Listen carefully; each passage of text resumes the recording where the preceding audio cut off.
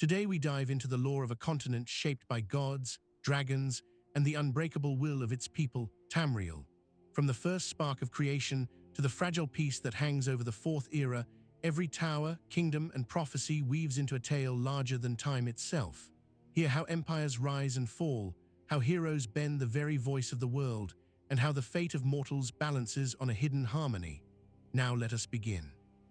In the beginning, there was only the yawning gulf, a nothingness more profound than any mortal mind could later imagine, where even the idea of measure had yet to be conceived.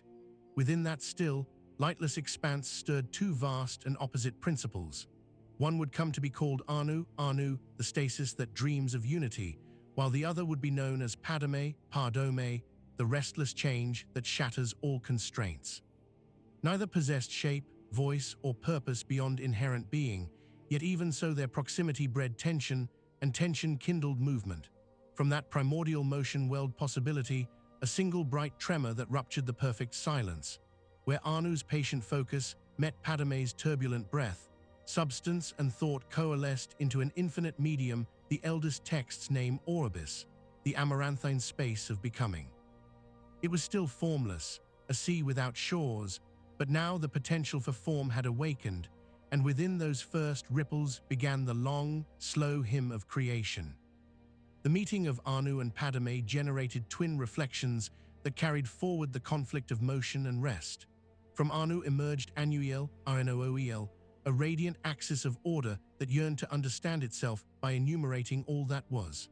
From Padme split Sithis, Sih this, a shadow not of mere darkness, but of the unending negation whose only law is that laws must end. When the light of Anuiel flashed across the newborn matrix of Orbis, it cast intricate lattices of identity, each node its own luminous promise.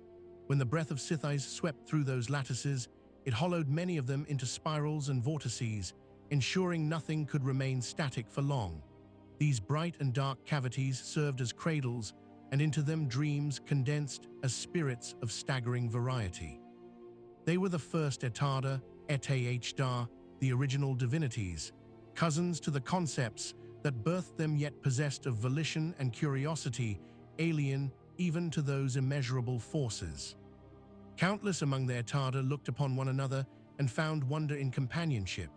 They shaped themselves according to personal music, some vast as nebulae, others delicate as latticework frost, each new morphology a statement of intent upon the canvas of Orbis.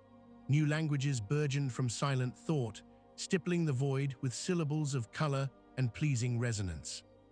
One spirit, Magnus, attended to numbers and angles. Another, Trinimac, tempered strength with honor. Still another, Meridia, laid lanes of light that unfolded like petals. These were but fragments of a choir beyond numbering.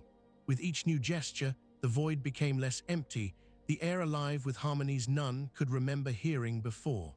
Yet for all their restless invention, none dared move beyond contemplation of being. The idea of limitation, of linear time, seemed a prison unfit for such free essences. It was Lorcan, who changed this drift.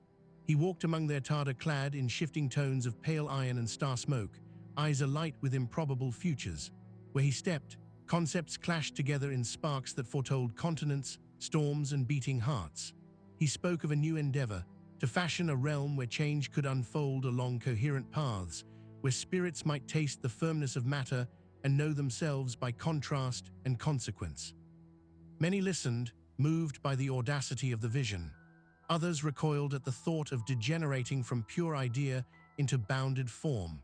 Lorcan conceded nothing, urging that only through sacrifice could the infinite be understood, and that a cage willingly entered might yield revelations the endless horizon could not. Driven by his persuasion, a council formed in a still center of the dream void. Their Magnus etched radiant diagrams that mapped possible geometries, while Arche measured the passages of birth and decay.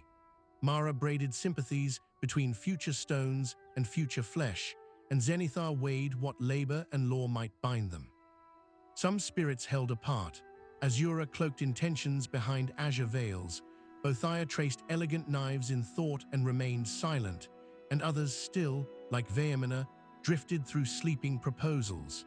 Yet the number of willing architects grew until the idea itself began to gather weight, as though drawing invisible foundations up from beneath the sea of potential. Upon the first moment of true accord, Orbis convulsed. Vast spirals collapsed inward, compressing probability into substance. Waves of fire and crystal roared through the forming firmament. Space thickened, cooled, and burst again in seething fountains of starlight. Those Etada who had pledged themselves as architects poured portions of their power into stabilizing each flare, knitting the maelstrom into more predictable currents. They became the earth bones, laws of nature incarnate. Gravity's hush was the voice of one, the turning of seasons, the heartbeat of another. With every law anchored, the newborn sphere called Mundus grew more defined, its firm crust floating upon oceans of molten memory, its skis studded with cooling tears of divine effort. But for each spirit who labored willingly, another recoiled from the draining cost. Many among the Daydra, the not our ancestors, fled beyond the forming bubble, refusing to donate essence to what they foresaw as a doomed and diminishing venture. They withdrew to regions later mortals would name oblivion, where they could shape pockets of existence according to private taste, without assuming the burden of mortal limitation. Even some who first aided Lorcan now faltered, struck by the realization that their power bled away irretrievably with every anchor they set. The mightiest among them, Crystalline Magnus, perceived the declining arc of his future and chose to depart, tearing a radiant wound in the sky through which he fled. That breach remained as the sun, a blazing aperture through which unseen scholars claim the light of Aetherius falls like liquid dawn upon the firmament. Magnus's exodus persuaded many more to abandon the project. Their flight scratched cold furrows through the new heavens, each trail congealing into a star luminous reminders of promise half kept. Yet enough remained that Mundus did not unravel. They redoubled their labors, shaping seas to cradle lands, tempering winds to carve valleys, coaxing nascent moons from the convulsing corpse of Lorcan's greater plan. Nirn's surface began to cool, and vapor became rain. Rivers graved pathways through obsidian plains, carrying trace salts of divine marrow to the first warm basins where life would one day quicken. Even now, though, the newborn sphere shook with instability. Pockets of possibility still yawed open, threatening to drown creation in raw chaos. In response, the architects raised their first bastion against dissolution. Adamantia, the adamantine tower, Adamantine, a spire of impossible stone thrust through the navel of the world. Forged of thought hammered into unbreakable crystal, it anchored the laws of linear time and causality upon Nirn. Around this immovable axis, the sea calmed, clouds found rhythm, and landmasses steadied their slow continental drift. With its foundation secure, subsidiary towers rose, crystal-like stem atop the isles that would become Aelina, red basalt heart, upon the volcanic peak of Vivardenfell, white gold column in central Cyrodiil, and lesser, but still potent pedestals upon distant corners of the earth. Each acted as a relay, catching whirls of chaotic energy and refracting them into predictable courses. Thus did mundanity, a word used among Etada with both reverence and sorrow, come to dominate the horizons of a once limitless dream. As patterns settled, two lineages of proto-beings emerged from the mingled leavings of divine effort and planetary alchemy. One lineage, shaped closely by the sun's sharp purity, manifested in forms graceful and attuned to magic. These would become the Aelnofi, El-Nofe, and from them later the Mer, eldest civilized peoples of Tamriel. The other lineage brewed beneath deeper seas and silted plains, absorbing denser echoes of change. Hardened by flux and weather-beaten by shifting tides of possibility, they learned resilience. These would become the wandering men, whose future migrations would paint the maps of continents yet unnamed. At first, distinctions were faint.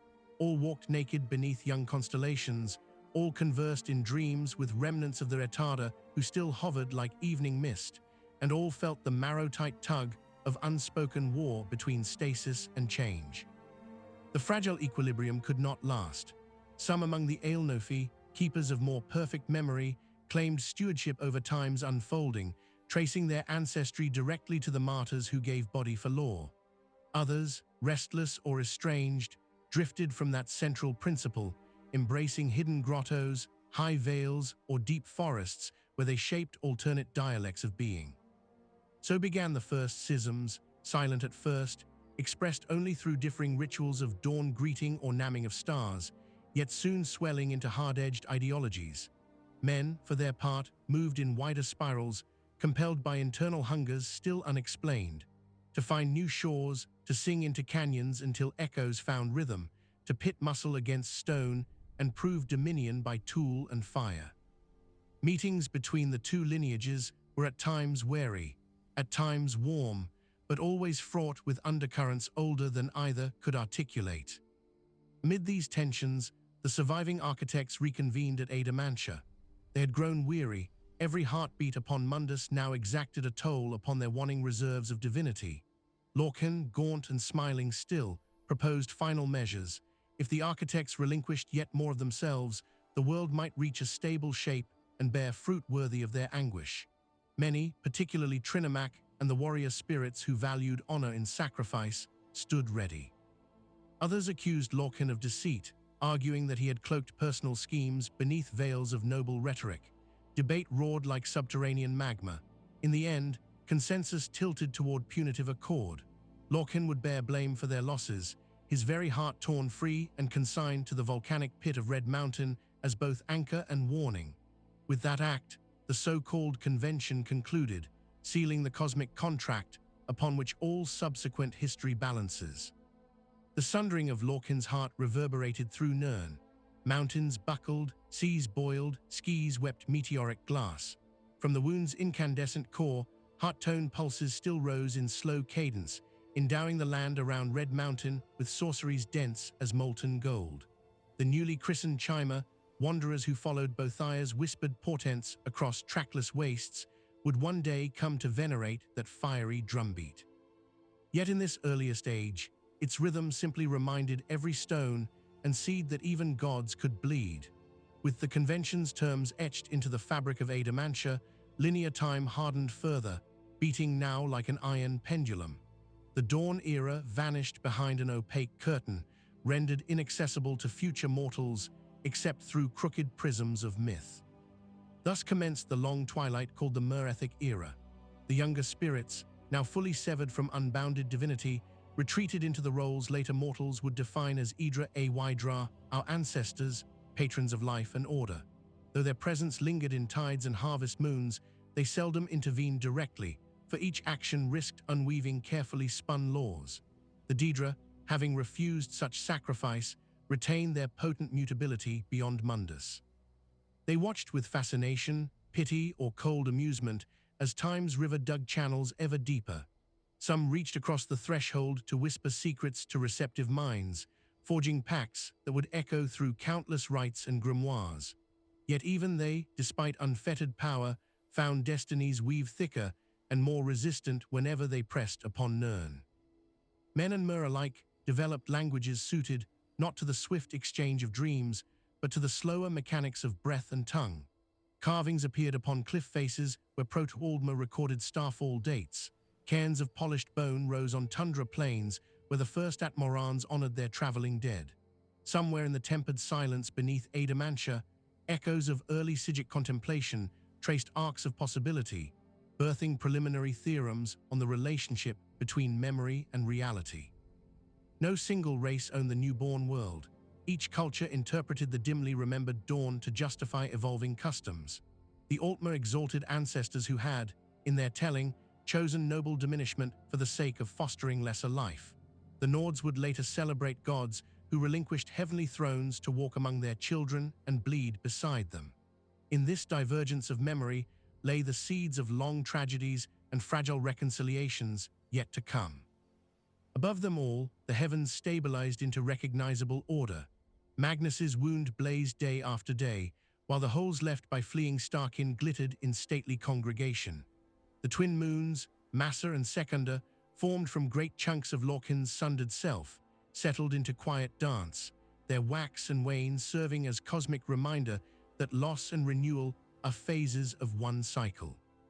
Meanwhile Akka, the dragon of time, coiled invisibly around Mundus, defining duration by the curve of his spine and the slow contraction of scaled eyelids. From his breath came the neatly linked instants that mortals would one day count as hours, and from his dreaming stirred the first faint shape of destiny, convergences foreseen, yet ever in flux. In hidden retreats, where winds whispered through stone ribs of collapsed towers, the eldest Mer sages debated the morality of their ancestors' choice. Some saw in the mundane sphere a masterpiece whose imperfections gave birth to art and heroism. Others saw only loss, wings traded for calloused feet, eternity exchanged for slow decay. Bitter factions accused one another of apostasy, their arguments occasionally erupting into localized rituals that twisted flora or summoned spectral witnesses from beyond. Yet the world endured. Rivers carved deeper channels, forests spread green mantles, and creatures both humble and fearsome multiplied beneath the patient stars. Among men, stories of the dawn persisted as campfire embers, half-remembered deeds of sky-forged heroes, tales of shining priests who taught the namming of trees, laments of giants who wept themselves into the sea when morning first cooled. These oral shreds would centuries later coalesce into epic cycles, each coloring truth with the brush of tribal sensibility. Yet though the poetry varied, one thread remained constant: reverence for sacrifice. Whether cast as benevolent or tragic trickster, Lorcan's role as instigator of mortal possibility lived on in bone-deep intuition that suffering might purchase meaning. Thus the cosmos settled into patterns mortal historians could one day chart. Each dawn rose fractionally different, each heartbeat echoed the primal pulse of Padme's change within Anu's steady dream. Volcanic ranges cooled into fertile ash, star showers seeded ores that would drive the first smiths to light hot forges, and at the foot of every nascent culture stood the silent spires of the towers, proof that even laws as immovable as gravity were once choices made in council. Time, now firm, pointed forward like a spear, yet the shimmer of its spearhead recalled the blur of an origin forever cloaked. And in that half-remembered blur lay the quiet certainty that endings are never truly final, for endings are but the sharp breaths between songs. Toward the close of this first chapter's span, the lands that future civilizations would name Tamriel settled into recognizable bones, the great dorsal ridge of Skyrim crowned by pale peaks, the garden curves of Somerset rising from sapphire waters, the marshy labyrinths of what would be Black Marsh whispering under veils of mist, and the central bowl of Cyrodiil, then still cloaked in impenetrable jungle, waiting for axes yet unshaped. The air hummed with unspent potential. Spirits who had assumed stewardship withdrew behind curtains of starlight, while lesser spirits, now called by scholars the Magnagi, flickered across midnight skies like silver fish, joyous and regretful all at once. Mortal races gazed upward, each seeing in those trails a story fitted to particular hunger, guidance, warning, or unspoken promise. The dawn was gone, yet its afterglow lingered within every bloodline and beneath every mountain root. At night, distant echoes of divine battle still resonated as faint auroras, swathing horizons in shifting ribbons of green and rose. Children learned to sleep unafraid beneath those moving lights, and dreamers searching for lost melodies found their cryptic cadences recalling the first cosmic heartbeat. Though no mortal would ever again stand within that primal council, the weight of its decisions pressed upon every footfall, shaping choice, chance, and aspiration. For to be born within Mundus is to inherit the long compromise between stasis and change, a compromise written not in ink, but in the lingering friction between Anu's patient silence and Padme's urgent song. So ended the shaping of possibility into the firmament of the real, and so began the immeasurable span wherein mortals would record deeds upon the blank scroll of time. Each future saga, whether inscribed in Aldmeri ivory, chanted across Atmoran ice, or etched upon Dwemery tonal charts deep beneath the Velothi peaks, would stand upon the bones laid here. And though centuries would veil these origins in allegory, the outline remained, a void breached by opposing principles, a dream condensed into earth and tide, a heart sacrificed to give seasons their turning. In that knowledge lies the first secret of Tamriel, that every leaf, blade, and whispered vow is a surviving ember from the moment the infinite resolved to know itself through limitation. The continents cooled beneath a mantle of settling constellations, and in that new stillness, the eldest cultures began to set down roots that would shape every later epoch. From the shining western archipelago rose the people who would name themselves Aldmea, the elder folk, inheritors of memories still close to the dawn. Their ships were smooth-keeled shells of glass-whitened timber, veiled by silk sails that drank starlight for guidance. They reached the largest island of the Somerset archipelago as pale dawn spread across uncharted seas, and when their feet touched those green shores, they felt a resonance underfoot, as if the land itself remembered the earth bones more clearly than any other place yet discovered. They called the island Aelina, a word meaning home in starlight, and there they raised terraces and colonnades of quarried coral. Each wall was carved with spiraling glyphs that served both as written record and as tonal conduit, harmonizing local currents of magica so that gardens bloomed in patterned fragrance despite briny winds. At the center of their new domain, they found an impossible pillar of crystal erupting from the bedrock. Though lesser than Ada Mantia in stature, it hummed with similar purpose, its facets catching midday radiance and refracting it into lattice shadows that shifted with the turning heavens. They named it the Crystal Lyclaw and laid observatories around its base, charting not only the motions of moons and comets, but the subtler drift of liminal tides, those unseen ebbs by which dream and mundanity exchange reflections. In later ages, mainland scholars would argue whether the Aldmer had discovered the pillar or coaxed it from the earth. Yet in truth, the distinction mattered little to those early settlers. They perceived no boundary between architect and artifact. Each new tier they set upon the terraces of Aelina took guidance from the silent tower, and in return, the tower's glow sharpened, as though grateful for companionship after ages alone. Far to the east across a sea unmarked by charts, the highlands of what would become High Rock stirred with simpler awakenings. Rains fell upon granite spines, pooling in hollows where ferns uncurled. Into those wet valleys climbed tribes of elves who called themselves Direnni, wanderers of cunning mind and bold curiosity.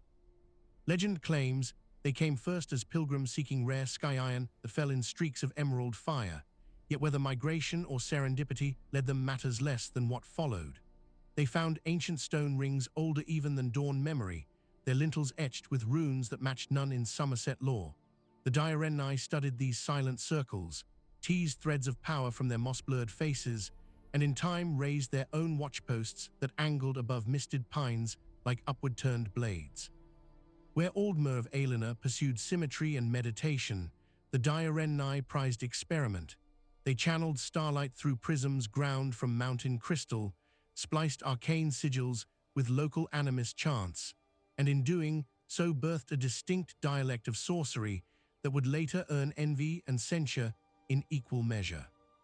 Southward, the jungled basin that would be Cyrodiil lay under steaming clouds and rolling thunder. Here the Aelnofi blood mixed freely with spirits more primal, for the humid air still throbbed with residual echoes from Magnus's flight. Within clearing pools, motes of lingering magica coalesced as luminescent insects that etched slow spirals over black water before fadding. Elven gatherers harvested both nectar and knowledge from these lights, distilling them into inks that glimmered on parchment even in darkness. Yet for all their subtlety, these early Heartland elves kept an anxious watch upon the horizon. They whispered of moving shapes glimpsed through morning fog, broad-shouldered silhouettes whose breath plumed white despite the tropic heat, whose voices rolled like distant drums. The shapes were Atmorans, Artemoechans, human wanderers driven by cold necessity across the sea of ghosts, and their arrival would one day redouble every tension already coiling beneath the world's green skin. While elves traced star paths, the Dwemer, the deep folk, turned their attention inward rather than upward. They burrowed beneath the Red Mountain range on Vivardenfell, following veins of resonant stone that sang beneath pick strikes. Their citadels were ovals of burnished brass set within cavernous vaults, halls lit by clusters of cold fire lanterns that mimicked the glow of unseen tectonic stress. Dwemer chroniclers etched data into memory rods of crystal alloy, storing not tales of ancestors, but angular sequences of tonal measurement. To them, myth was an equation weighting proper variables, divinity a frequency one might capture and harmonize. They cared little for the worship of Idra or Deidre, preferring demonstrable results to poetic faith. Yet their detachment seeded mistrust in neighboring clans, and none eyed them more warily than the Chima Kai Maya, a people guided by prophetic exodus. The Chima had once walked among Aldmer courts, but in the time of earliest schisms, they followed the vision of Bothia into exile. Across shifting shoals and volcanic ridges, they traveled until the great ash plumes of Red Mountain girded the horizon. They saw portents in those firelit clouds, auguries of transformation through trial. Under the shepherding of Saint Veloth, they adopted ash-wreathed pilgrim banners and built shrines from basalt slabs fitted without mortar, each shrine facing a cardinal direction dedicated to one of the good Deidre, Azura, Mephilar, and Bothia. Their society prized resolve, personal oath, and the possibility of spiritual metamorphosis, believing that to challenge fate was to sculpt the self into higher form. Yet such fervor put them at cultural crosscurrents with the rational Dwemer who now shared the shadow of Red Mountain. First meetings were formal, almost courteous, but frictions soon smoldered. The Chima found Dwemer atheism arrogant, an affront to living patron spirits, while Dwemer scholars regarded Daedric pilgrimage as inefficient allocation of intellect. Even as those simmering tensions traced fault lines across Vivardenfell, the northern horizon brightened beneath auroral veils where Atmora's glaciers carved into frigid seas. The men who dwelt upon that snow-locked continent lived by the pulse of hunt and hearth. Their scalds describe a winter that grew harsher with each passing generation. Crops withered, game retreated, and ancestral cairns vanished under relentless drift. Into this despair spoke clan seers who traced omens in wind-blown ice. Beyond the southern horizon lay lands of dark soil and high game, land where sky was bruised by dragon fire but warmed by earth's generosity. Wise Gramor, Eez Gramor, thane of one such clan, commissioned 30-odd longboats ribbed with whalebone and tarred hide. Equipped with cloud steel axes and memory of constellations, he led his families south across roiling waters. When the Atmorans made landfall upon the northern capes of Skyrim, they found sparse settlements of snow elves already present. At first, the arrivals were tolerated, perhaps even welcomed. Song circles mingled beneath watchful peaks. Exchanges of copper javelins for carved amber jewelry occurred around shared fire. Yet language barriers, pride, and the inevitable resource contest soon ignited suspicion. Snow elf scouts misread hunting parties as incursions, while Atmoran youths measured their worth by feats of courage that trespassed too near elven gardens. Friction grew into raids, and raids became slaughter when flame-eyed dragons descended upon valleys at the petition of certain elf sages versed in Thurum, the voice art. The dragons burned timber halls and salted salmon stores, their roars echoing like brass across frost valleys.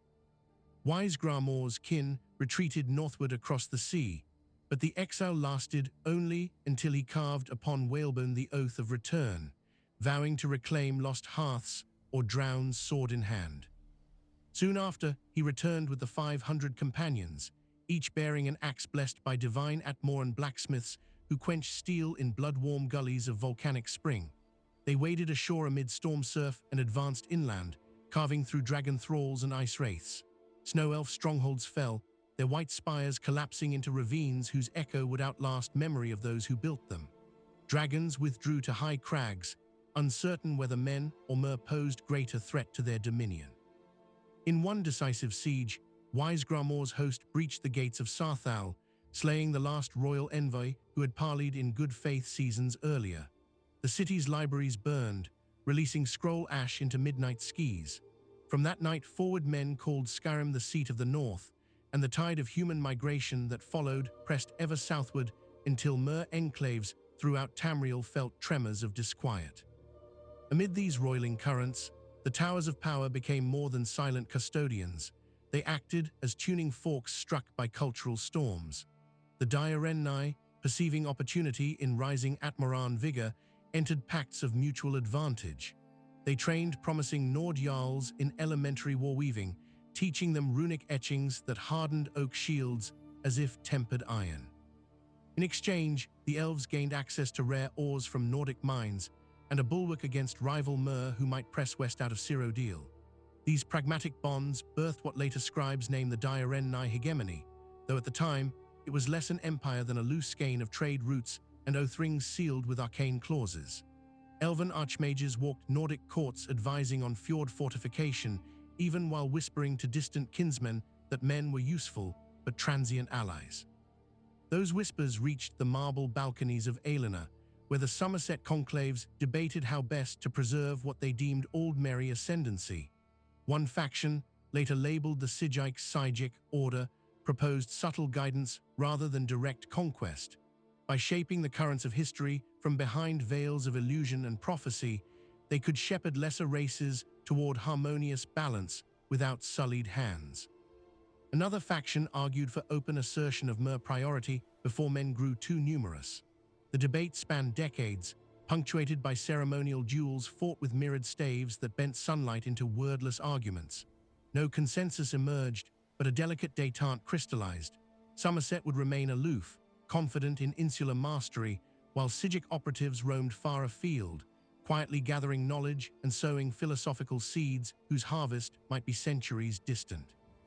In the humid basin of Cyrodiil, meanwhile, Heartland elves, later dubbed Aelaids, Awyleids, began erecting their own tower, the White Gold Spire, upon a rocky promontory among strangler vines. Unlike the more crystalline structures elsewhere, this tower spiraled skyward from interlocking arches of pale limestone shot through with flecks of orichalcum. Its foundation stones were quarried from a vein that thrummed faintly against the skin, as though echoing some deeper pulse in the planet's core. The Aelaid sorcerer architects wove layers of ethereal geometry around those stones, lining hidden corridors with glyphs that glimmered when struck by dawn rays. At its apex, they set a corona of meteoric glass, harvested from starfalls captured in the Valus ridges. The spire channeled arcs of power subtle yet vast, attuning to the moon's cyclical pull and thereby anchoring time's weave through the fertile valley. As their confidence grew, Aelaid lords turned their gaze outward, dispatching envoys along river arteries to coax or coerce nearby tribes into tributary status. Some human villages, newly arrived along the Upper Niben, accepted elven tutelage in exchange for glossy trade trinkets and shallow promises of protection from jungle beasts. Others resisted, only to learn that white gold's magics could bend vine and root like living chains. In hidden glades, Aelaid priests refined flesh-sculpting rites, gifted by what they claimed were starborn patrons. Crystalline altars rose where captives were disassembled and reshaped into marble-skinned sentinels whose eyes reflected a lightless brilliance. It was here, in those twilight labs of terror and splendor, that the seeds of later rebellions silently germinated. Across the jagged curve of the Velothi Mountains, Dwemer visionaries pursued their inquiries heedless of outside stir. Within chambers sealed by tonal barriers, they constructed vast resonators capable of mapping the harmonic signatures of entire strata beds. They learned to liquefy specific minerals into quicksilver threads that could carry information pulses across arrays of tonal pistons. Experiments probed the weighting of souls as energetic quanta, leading to the first theoretical frameworks for what later scholars would term the animiculi. Whispered rumors filtered through chimer scouts of bronze colossi that moved without rider, patrolling caldera rims with eyes lit by captive starlight. The chimer, interpreting such marvels through their devotional lens, accused the Dwemer of hubris surpassing even that which doomed the tribunals of old. Tension escalated, codified in border skirmishes where ash-draped warbands clashed with centurion cohorts. Yet full war held off, restrained by the chasm of mutual incomprehension. Each side viewed the other as tragic proof of misaligned values, not yet irremediable foe. Meanwhile, throughout Tamriel's literal zones, lesser tribes of Mer and men alike navigated tides of new disparity. In the canoped swamps of the southeast, the ancestors of Argonians communed with sentient trees known as the Hist. The Hist whispered biological songs impenetrable to foreign scholars, yet fundamental to Saxachleal's survival. In the dense woodlands of Valenwood, clans of Bosmer adhered to the Green Pact, vowing never to harm the plant life, binding their fate to that of Yfrys, Ephrays, Echo. They filled belly and blade alike with the bounty of migratory graze herds, constructing ephemeral villages atop living branches that melded architecture with arboreal flesh. Each of these societies watched the rise of empires and towers from afar, gauging what shadows they might cast upon fragile symbiotic covenants. Not all Mer chose to stand apart. In the jagged bay of what would one day be Morrowind, Sotha Sil, Soh Thar Seal, a Chima artisan sage, journeyed among Dwemer enclaves under Parley flag, exchanging riddles of gearwork for parables of Daedric ascent. It is said that in one of the hidden libraries, he found diagrams describing a hypothetic engine capable of refashioning reality by aligning its moving parts with universal syllables. Whether truth or allegory, the encounter seeded within him a notion that would eclipse mortal scale. His future compatriots, Olmelixia and Vihvek, walked separate but convergent paths, weaving prophecy and passion into threads only partly visible to eyes anchored in linear time. Yet for the moment, they were figures of rumor, stalking the edges of politics while loftier collisions brewed. To the west of Somerset, fleets of pearl-white catamarans began appearing along the Abessian coast, their sails inked with twin serpents biting each other's tail. These were traders from Pyandonia, Pndohner, led by the elusive Maormer Seakin, whose skin bore the pallor of old moonlight and whose eyes reflected tide-green fury. They brokered coral glassware for hardwood, yet their envoys consistently mapped every inlet and promontory they visited. Aldmer admirals took note, dispatching sapphire-painted warcutters to shadow the serpentine flotillas. Skirmishes followed, inconclusive yet bloody, staining new chapters into the growing ledger of maritime rivalry. Where these battles transpired, the sea itself seemed to churn with unnatural violence, as if echoing ancestral grudges older than the islands themselves. All the while dragons lingered as aloof arbiters above northern peaks. Some, like Parthrunax, brooded on the cost of their earlier dominion. Others, led by Aldwyn, Ahldwyn, nursed smoldering ambition. Beneath their wings rose the dragon cult, priest-kings who interpreted every thunderclap as draconic approval. In moss-strewn barrows, they interred their most zealous adherents with ivory masks fashioned in the likeness of their scaled gods, sealing tombs with stone shoutlocks that only the voice could unbar. These cults spread southward on veins of fear, and though human jarls resisted, many sought safety through tribute. Ahankankor, a Chima Chronicle tablet, records dragon envoys arriving even at Dunmer manors, offering alliances that promised aerial supremacy in exchange for obeisance. Most Chima declined, citing Daedric guidance as shield enough, yet the very proposition underscored how far draconic influence reached across cultural seams. The interstitial spaces between these major currents grew pockets of hybrid understanding. River Nibony capitalized on fertile floodplains to cultivate both rice and rhetoric, producing mystic philosophers who blended Islaid sigelcraft with Atmoran metaphors of hearthbond.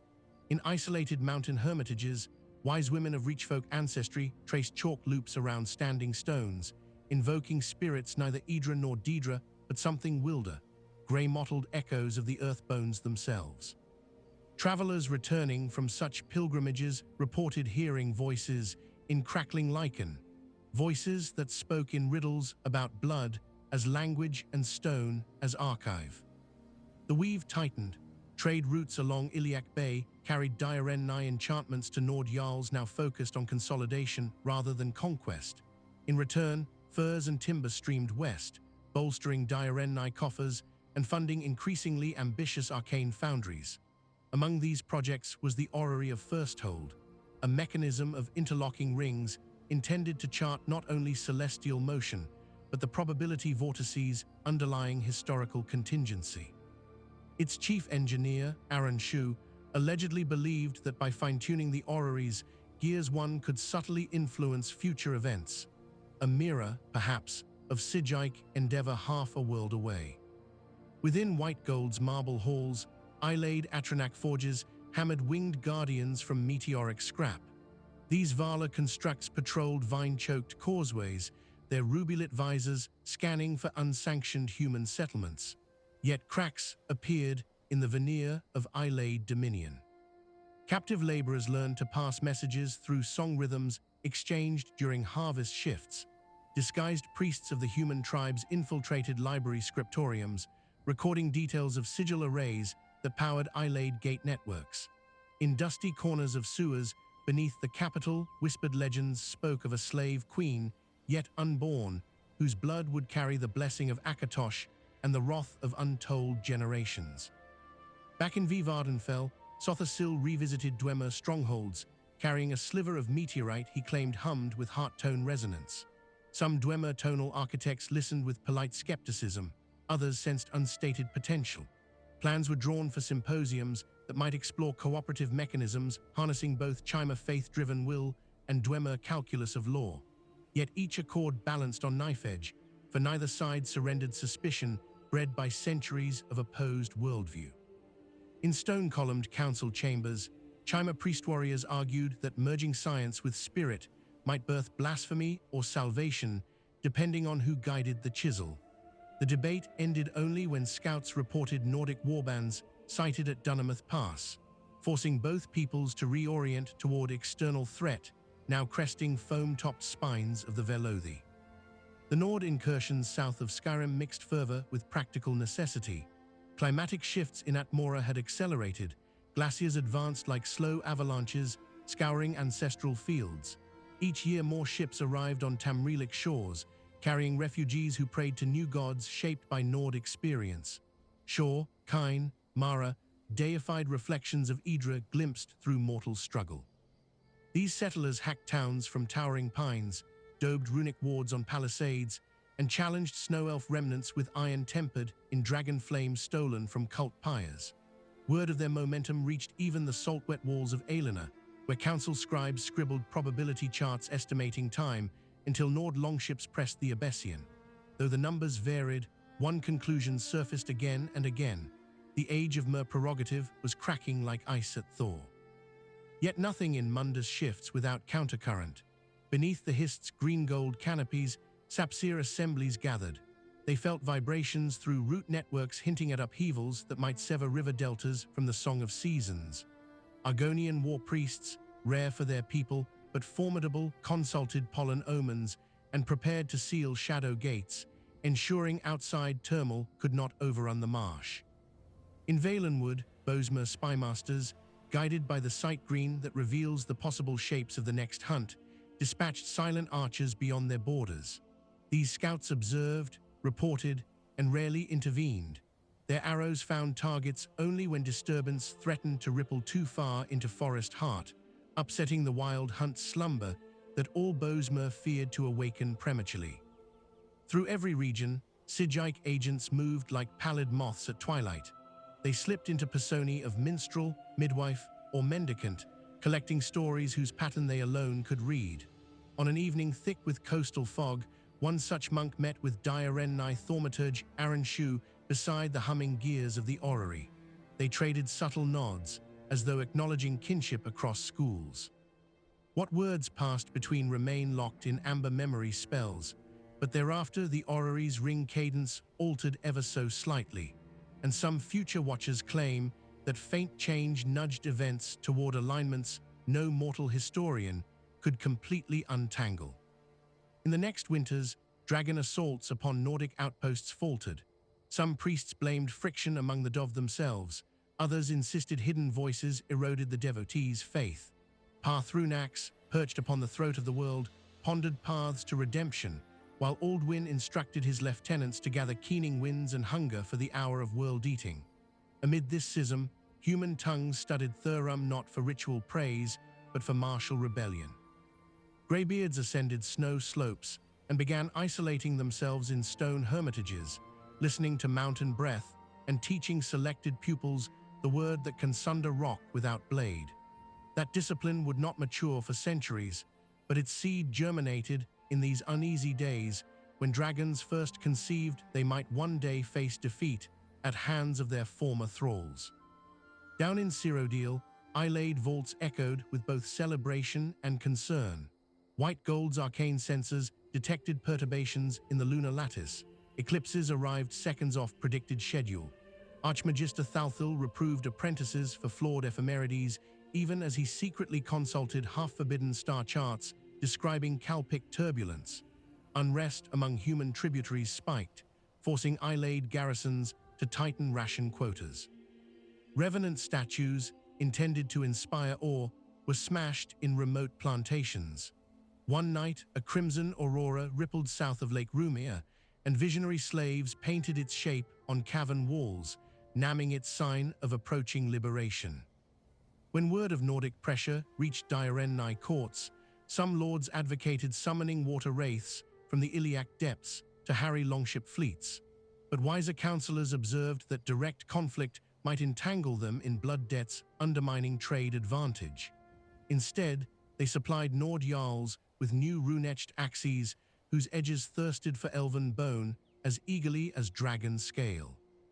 Such duplicity did not go unnoticed among Alt-Messirs, but geography and the Maormer threat kept Somerset from acting decisively.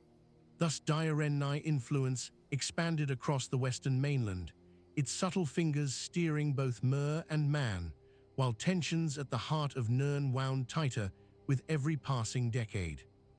Amid this intricate tapestry, few recognized the quiet stirring below the surface of historical perception. The heart of Lorcan continued its slow thrum beneath Red Mountain, sending rhythmic pulses through magma chambers. These pulses interacted with Dwemer tonal arrays and Chima Daedric rites alike, nudging each toward paths they might otherwise not have chosen. In subterranean workshops, Kargrenak, chief tonal architect, translated these readings into runed hammer designs that could, in theory, reshape the heart's song. On ash-choked plateaus, Olmelixia meditated upon visions where celestial wheels ground mortal spirits into oil for divine engines. Each of these insights, brilliant and terrible, set the stage for cataclysms yet distant, but now inevitable. Elsewhere on verdant islands of the Topal Sea, traders returned with whisper shells containing rumors of crystal-scaled serpents building nested spirals of bone.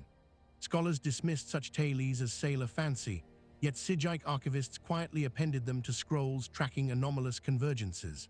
South of Hammerfell's sun-cracked mesas, Yokuda navigators cited Tamriel's western promontories and marked them upon soul-etched charts, though their emperor's doom still slumbered across the horizon of generations. Each distant echo, whether half-heard or fully ignored, represented a thread weaving toward greater tapestry. Thus the Merethic era advanced beyond mere survival into competition of philosophies, the continent a grand board upon which towers acted as keystones and races as living glyphs. None perceived the total pattern, though many believed they did. And beneath every mortal contest lingered the older quarrel between Anu's tranquil dream and Padme's restless momentum, refracted now through countless ambitions, loves, heresies, and fears.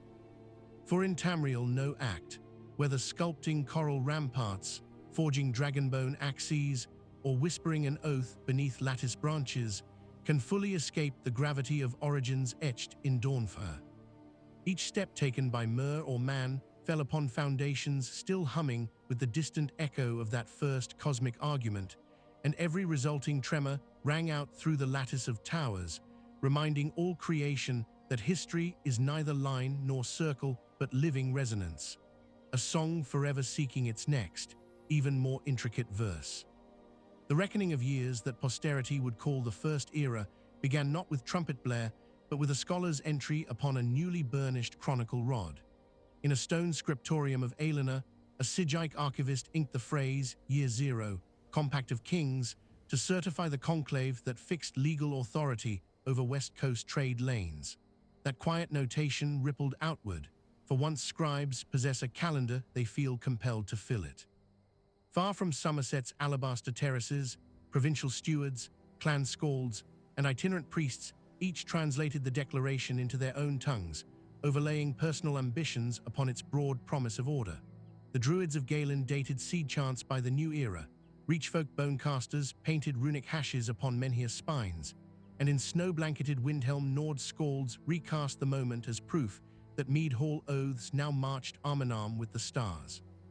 Yet beneath this veneer of synchrony, Tamriel remained a mosaic of unequal sovereignties, whose fault lines creaked beneath boots both mer and man. Upon the granite headlands of Iliac, bay the Diarenni hegemony blossomed into rare confidence. High Kinlady Riel, sharp-eyed descendant of the Archmage Rhine, who had first drawn treaties in starlight ink with Nord Jarls, convened a conclave of 9 charter cities to codify laws that would bind elf, human, and mixed blood alike. In towered Hulweave, parchment edicts decreed regulated tariffs on Yokudan spice, mandatory nullification of theft wards that endangered river commerce, and a contentious statute extending limited property rights to free human artisans. Many of the latter bore faces already blending elven angularity with the softer jaw of Atmoran lineage, early Bretons, though the word itself had yet to crystallize. There rise unsettled purists who lamented the dilution of ancient Altamiri bloodlines. Nevertheless, Diarenni alchemists recognized economic advantage in human dexterity married to mer tutelage. Thus were arcane lyceums established where mixed heritage pupils learned sigil geometry alongside copper chasing, forging the archetype of knight enchanter that would later dominate high rock legend. Yet the hegemony's golden facade concealed structural strains. Clan lords quarreled over succession, Warist merchants resented blood-tithe levies, and across the Bialsi Delta, prophetic reeds bent in wind that smelled of oncoming war.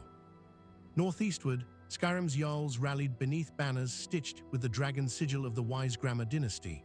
High King Harold, 20th in that bloodline, yet first to renounce claims across the Sea of Ghosts, concentrated governance upon Tamriel itself. He convened the moot upon the moors of Whiterun, inviting clan chiefs from Pale Snows to Falkreath Pines to define a code limiting vendetta and apportioning tax in mead casks and bear pelts. Harold's charter also expelled the last dragon priests from public office, though cultrines lingered in wind-hollowed barrows.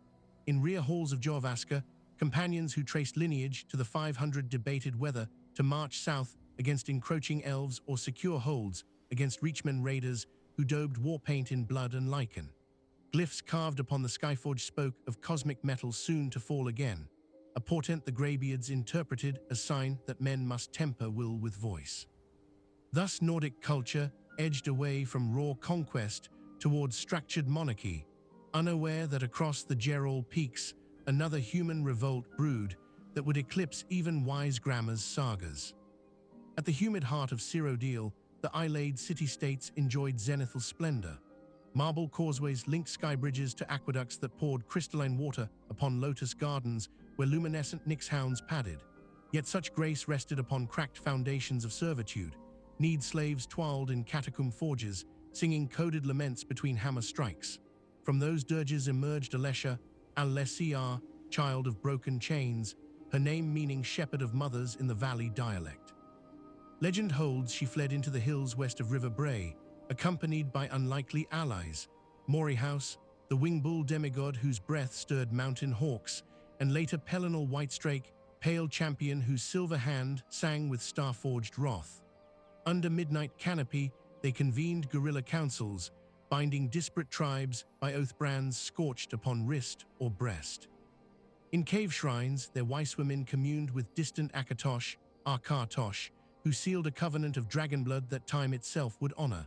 Thus emboldened, the insurgents struck, first ambushing slaver patrols along the Green Road, then seizing grain barges to feed swelling ranks. Rumors of human revolt spread faster than Islade riders could suppress, for the people were primed to hear hope in crackling torchlight. Years of running skirmish culminated in the storming of Sanka Tor, a granite fastness nested among the Coluvian highlands. Alessia's host breached its wards through tunnels dug with stolen Vala picks, and when dawn pierced the battle's smoke, she knelt upon blood-wet flagstones to receive a coronet of braided bronze. That coronation carried more than earthly authority. Contemporaneous ballads speak of Anuil's breath shimmering above her brow, insinuating metaphysical sanction for mortal dominion. Invigorated, her legions marched east through the great forest, uprooting Islade watchfires like dead stumps. Yet the decisive blow awaited at White Gold Tower. 3 years of siege battered its lunar glass ramparts. Within, the Sorcerer King Eumeril the Unfeathered invoked Daedric compacts, wreathing his winged helm in vortex lightning. Pelennor met him upon the highest parapet, their dual cracked stones and rent wards. The champion's dying raw cursed Meridia's Starkin, even as his sword severed Eumeril's corporeal shell. When the tower gates groaned open, on year 243 First Era, the slave queen ascended its steps amid a human chorus that drowned lingering echoes of elven lament.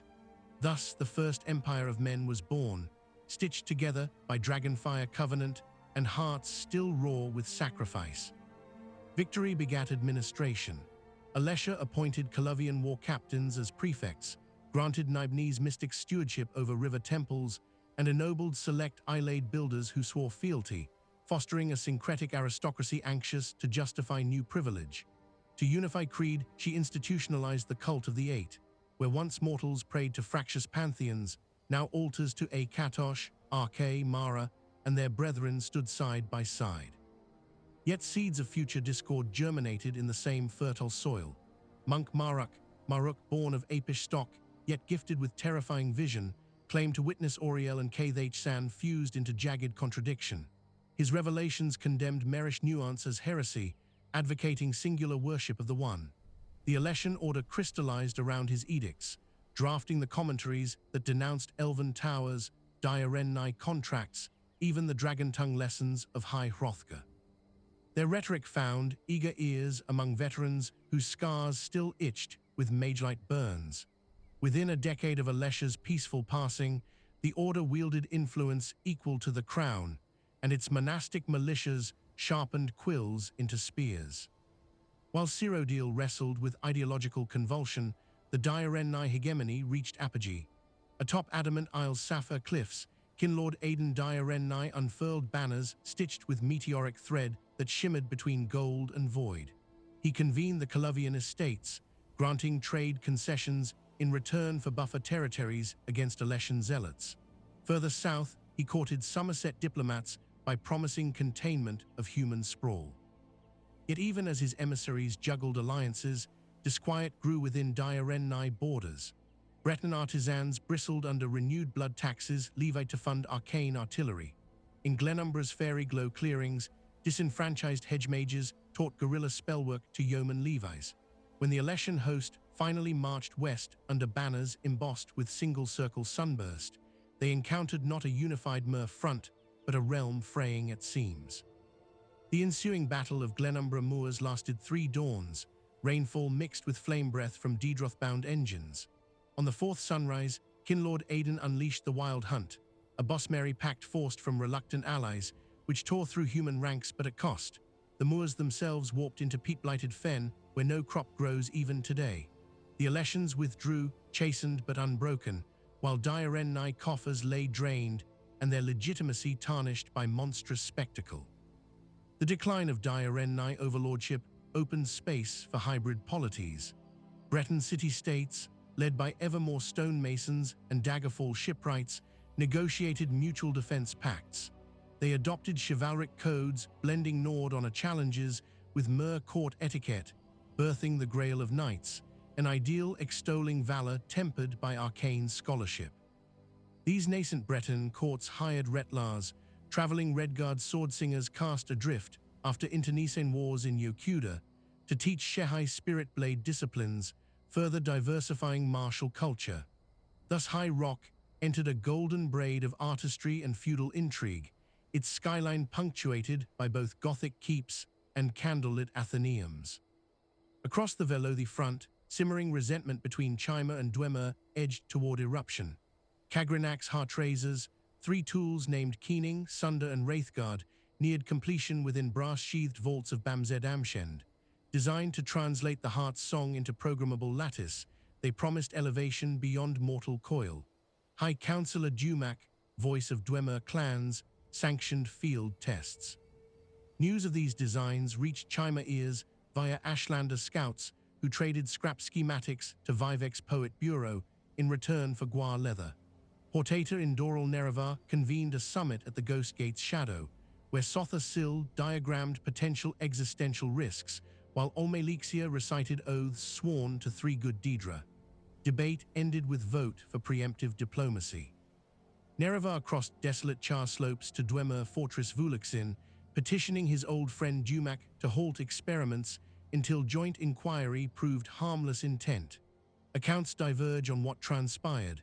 Some claim Kagrenac insulted Daedric patrons, others that tribunal strategists desired monopoly over divinity. Talks collapsed, and war drums echoed through resonant caverns. The War of the First Council spanned valleys choked with ghost fence mist. Dwemer centurions advanced in phalanx, steam vent spines clattering.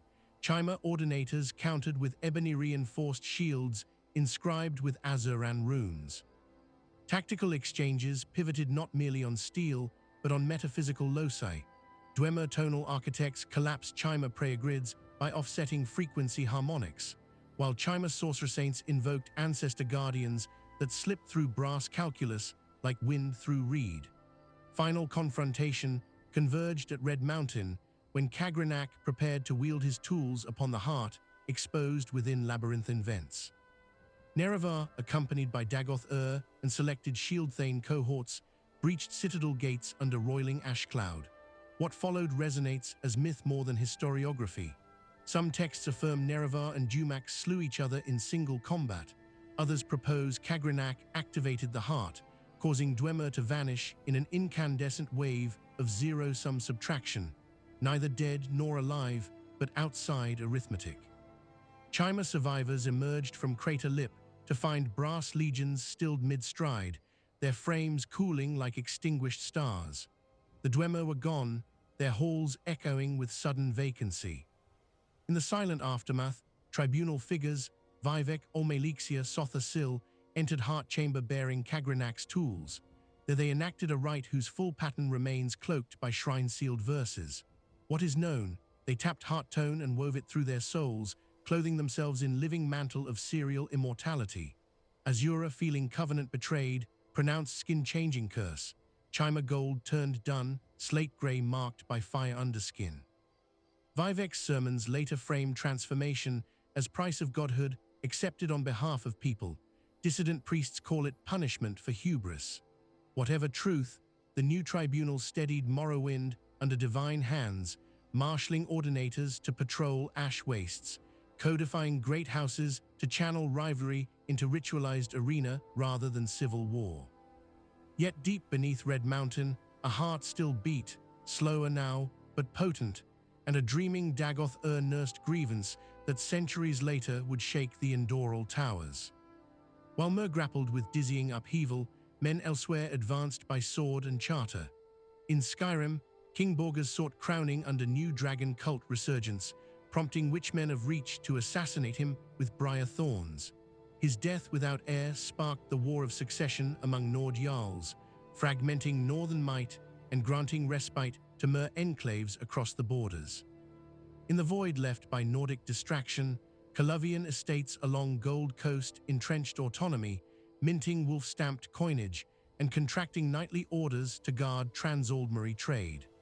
Alessian missionaries found foothold among these frontier barons, extolling doctrine that mortals alone shaped fate without Mer interference.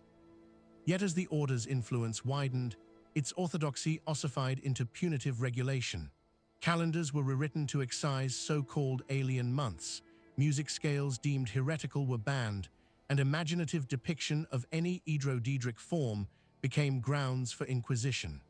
The vibrant syncretism that had defined early imperial culture dimmed under monochrome decree. Resistance brewed. Scholars of the Nibene, whose river rituals relied on cosmological plurality, smuggled forbidden scrolls upriver to Argonia, where hist-dreaming keepers preserved multiform sap truth away from doctrinal blades. Breton troubadours pennied satirical epics in cipher, mocking Alessian audits while praising Diarenni wine. Even within the order, dissenting anchorites whispered of Maruk's latter-day visions, where dragon god and elf king annihilated each other in paradox, unraveling math of existence itself, a dangerous contemplation later called the Middle Dawn. Signs of fracturing multiplied. Plague swept through West-Weald vineyards, blamed alternately on snake cults and divine retribution. Minotaur warbands, remnants of Pelennel's enigmatic seed, raided Pellucid orchards along the Silverfish River, and in Somerset's Crystal Tower, Sigic augurs observed faint oscillations in the stone's glow, indicative of Calpic disturbance. On distant shores, Yokudan refugees endured final civil cataclysm that folded their continent into churning sea.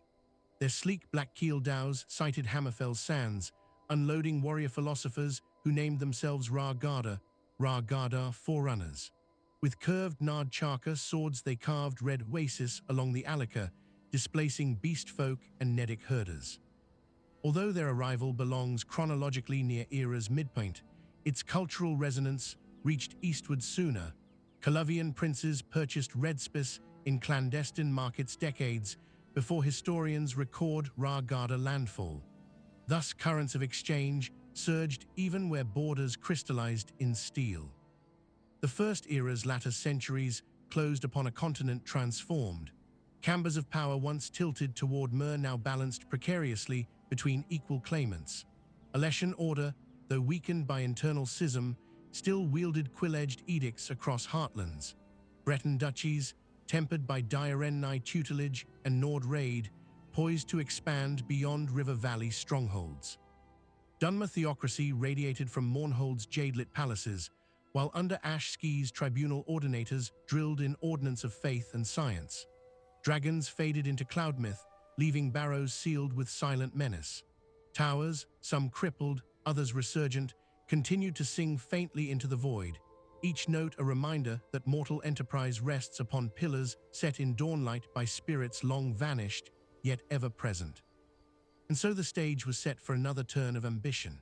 In Coluvia's Ironwood courts a child named Atrol, later Reman, listened to Scalds recount both Nord glory and Alessian tyranny, dreaming of spearpoints that could bind province and pewter goblet alike under Draon fire raw made mortal once more. His birth heralded the approaching death of the Order, the rise of a cosmopolitan empire that would weave roads between every holdfast from Vivex cantons to Sentinel's sea gates. But those chronicles belong to later parchment. For now, Tamriel stood at the twilight of its first millennium of numbered years, battered, reborn, and resonant with unfinished songs whose chords would echo through legions yet unborn, compelling each to ask whether origin commands destiny or merely offers a map whose roots must forever be redrawn beneath restless stars. Years passed into the deep current of time, and the calendar wheels of Tamriel drifted toward their next pivot with scarcely a whisper to warn those living upon its turning rim. In Ciro Deal, the radiant flame of the Alessian reform guttered, for every doctrine that rises upon the ardor of revelation must eventually confront the weight of interpretation. Monastic legislators, who once sought a pure, singular path to divinity, became entangled in disputes so intricate that even initiates lost the thread, and when hermeneutics faltered, authority sharpened into punitive excess. Preachers turned inquisitors, itinerant choristers who had sung of liberation now darkened village thresholds with parchment writs condemning heterodoxy. The farmers of the Naibne, long accustomed to river mysteries older than written creed, responded first with petitions, then with silence, and at last with bows strung beneath moonless skies. Sporadic ambushes along forest roads signaled that spiritual empire could not subsist upon edict alone. The high clergy answered these affronts by urging the Holy Guard to greater zeal, yet each sortie drained coin from treasuries already thinned by decades of war gear and stained glass. Provincial legates advised the Council of Priests that roads crumbled and grain tithes dwindled. In Caluvia, hill lords converted ruined fortlets into independent seats, minting rough silver coins bearing griffins or wolf heads instead of the sunburst sigil of the Order. Out in the West Weald, vintners withheld casks unless compensated at fair market, indifferent to threats of excommunication. The moment ripened for a figure able to transmute provincial pride into continental ambition, and fate obliged in the birth of Rudiman Enreman, son of a Coluvian clasp knight and a hedge witch who traced her mother line to Atmore and shield maidens. Ramon, or Reman, as later scribes rendered his name to align with high Cyrillic phoneme, spent boyhood seasons trailing partisan bands through cedar gulches where legionaries seldom ventured. From clan tutors, he learned the pulse of hill combat, quick thrusts, sudden withdraw, vanish beneath bracken. Yet he also haunted the half-ruined forums of Sarchel, listening to itinerant philosophers debate lost Alessian glosses. He heard discontent in every voice, merchants tired of the tithe officials' ink, monks weary of interpreting contradictory visions, farmers dreaming of an era when taxes purchased roads rather than statues of disputant saints. By adolescence, he rode north to study cavalry drill under a retired captain general who had once campaigned against the Dione.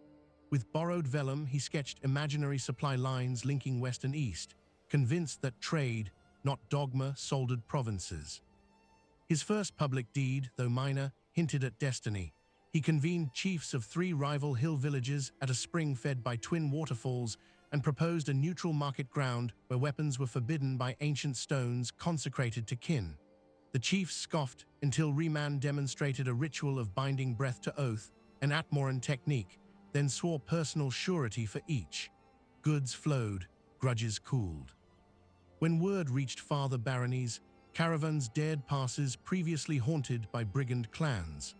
By his 20th winter, the young tactician commanded a confederation of Colovian estates bound by commerce and shared disdain for Alessian hegemony. The order perceived the threat belatedly. They dispatched a writ demanding that Reman appear in fervent chapel to recant secular pretensions. He declined with a letter courteous yet firm, addressing the Grand Prior as brother, not master. The council prepared legions to march west, but at that very turning of the stars, an ill wind blew across the Gerals. Akaviri longboats, sleek hulls of black pine glimmering with serpentine lacquer, landed north of Cheydinhill. Their helms bore masks of fanged steel. Banners showed twin dragons twinning around a heart of ice. They fought under the name Tsiskai, Seieschi, hunters of false dragons, and their scouts moved like reed shadows through marsh and frost alike. Cyrodiil had heard only rumor of the eastmost continent's peoples. Until then, tailies painted in wide strokes of snake-men sorcerers and tiger dragon royalty. Now the rumor strode ashore on talon-booted feet. Islade ruins, still dotting northern valleys, had taught locals the havoc that foreign sorcery could wreak, and pleas for help sped along broken highways. Alessian generals hesitated, ordering divinations to confirm the invaders' spiritual legitimacy before raising full levy. Reman did not hesitate. He convened his hill chiefs beneath a new-carved totem stylized as a dragon bound in silver barbs, declared that fate had delivered an adversary worthy of forging unity, and called every able rider to muster. Messages flashed via horn and hawk to Gold Coast mercenary houses, to Bravil River captains, even to disgruntled centurions at broken legion forts. Within weeks, a motley host gathered near Sanka Tor, the same fortress where Alessia had once received her crown. Through Mountain's saddle, they observed Akaviri outriders plundering hamlets. Reman ordered scouts to trail but not engage, mapping enemy probes. He noted the Tsiskai preference for swift flanking arcs and arrow storms timed with smoke pots rolling downhill. In council, he declared they must lure invaders deeper, where Colovian resilience and knowledge of crags would blunt that mobility. Envoys rode to fervent chapel, offering joint command. The prior demurred, citing unreliable auguries, but permitted border legions to cooperate under separate standard. Reman accepted. Banners could differ so long as blades converged. The Battle of Pale Pass became legend recited in every Cyrodiilic garrison thereafter. Snow fell in whirling sheets and clung to Akaviri lacquer, dulling its tiger sheen. Reman's vanguard feigned disorder, retreating into the labyrinth of ravines steered by cairn markers only locals could read. Tsiskai commanders pursued, confident their heavy JH-10 polearms would cleave peasant militia. At a prearranged gulch where frost-weighted pines loomed, horn blasts signaled trap hinges. Colovian heavy infantry surged from hidden defilade, raising shields locked edge to edge, a technique borrowed from antiquated Dione doctrine. Atop ridges, Gold Coast crossbowmen loosed storms into Akaviri rearguard, while hidden skirmishers triggered avalanches of rock and timber. Hours of crimson snow churned beneath iron-shod feet, and when dusk bled across crags, Reman himself rode through gaps in the shield wall, flanked by household knights. He wore no helm, letting long raven hair whip in icy wind, so that friend and foe alike might know the face declaring sovereignty. Chronicles claim that at that charge's culmination, Reman shattered the helm of an Akaviri war priest, whose dragon sigil breastplate bore runes honoring potentate Versaducea. Whether that identity proves true or rhetorical embroidery, the immediate effect was profound. Surviving Tsikai units lowered arms, kneeling to what they called Dragonborn Zem. In their cosmology, the soul of a true dragon incarnates in mortal flesh only to those destined to wield covenant right over dominion. They had crossed seas seeking such a figure to serve, having misidentified Cyrodiil's towers as false constructs mimicking draconic authority. They found revelation in Reman's voice echoing across cliffs. Practical reality meshed conveniently with prophecy. Faced with extended supply lines and resilient defenders, the invaders chose vassalage over annihilation. Reman accepted surrender on condition they pledge swords to unify the entire heartland. In campfire glow, his translators labored to render oaths into mutually comprehensible cadence. The Tsikai swore upon bronze-coiled relics to guard his bloodline and teach their disciplines to his chosen. Immediately, he set them to reorganizing legion drill. Scaled cuirasses were refitted for imperial measurements, bows replaced by repeating crossbows whose winding mechanisms used Dwemery design gleaned from black market artificers. The armies that emerged from Pale Pass resembled neither Colovian militia nor Alessian levy. They were the first cohorts of what scholars later title the Second Empire. Civil war against the Alessian order followed with brutal swiftness. Zealot battalions under Hieromonk Faustus advanced into Calovia chanting psalms of rightful rule, only to meet composite legions employing Akaviri pincer maneuvers. At Riel and Clincher, order hosts broke upon shield crescents and fell beneath disciplined spear walls. When Reman approached the walls of Fervent Chapel, he invited debate with the Grand Prior, offering clemency in return for surrender. The Prior, aghast at foreign serpents in imperial ranks, invoked Maruk's memory and refused. Siege engines pulverized amber windows, temple bells toppled upon mosaic floors. Fires raged 3 nights. On the 4th dawn, Reman toured ruins solemnly, ordering burial hymns sung both in Old Colovian and Alessian cant to honor dead of all creeds. With that gesture, he signaled the era of doctrinal tyranny closed. The Alessian reckoning of years was discarded. Reman commissioned savants to craft a new calendar tracing lineage to Alessia's dragonblood while acknowledging prior Kalpic cycles. Thus year 0 of the Common Era closed, and 1E2703, or year 2703 under First Era continuity, saw Reman crowned at Sanka Tor with twin constituencies of Man and adoptive Akaviri standing vigil. Peace never tarries long in Nirn. Beyond borders, snows melted on Nord foothills, revealing Jarls restless under fracturing Skyrim monarchy. To the south, Bosma tribes chafed at Altma oversight, and in Hammerfell, Yokudan high desert clans contested fertile river oases with Colovian prospectors looking to expand. Reman convened a great moot at the White Gold Esplanade, where emissaries from every province debated tariffs, road patrol quotas, and mutual defense. Negotiations extended past equinox. Patience of some delegates wore thin, yet Reman's charisma, coupled with subtle pressure of Akaviri honor guards, convinced most signatories to a compact. They recognized Dragonfire throne authority in exchange for autonomy in local law, so long as tribute in legionnaires and septums flowed. To solemnize pact, he sought ritual unseen since Alessia's time, rekindling the dragonfires.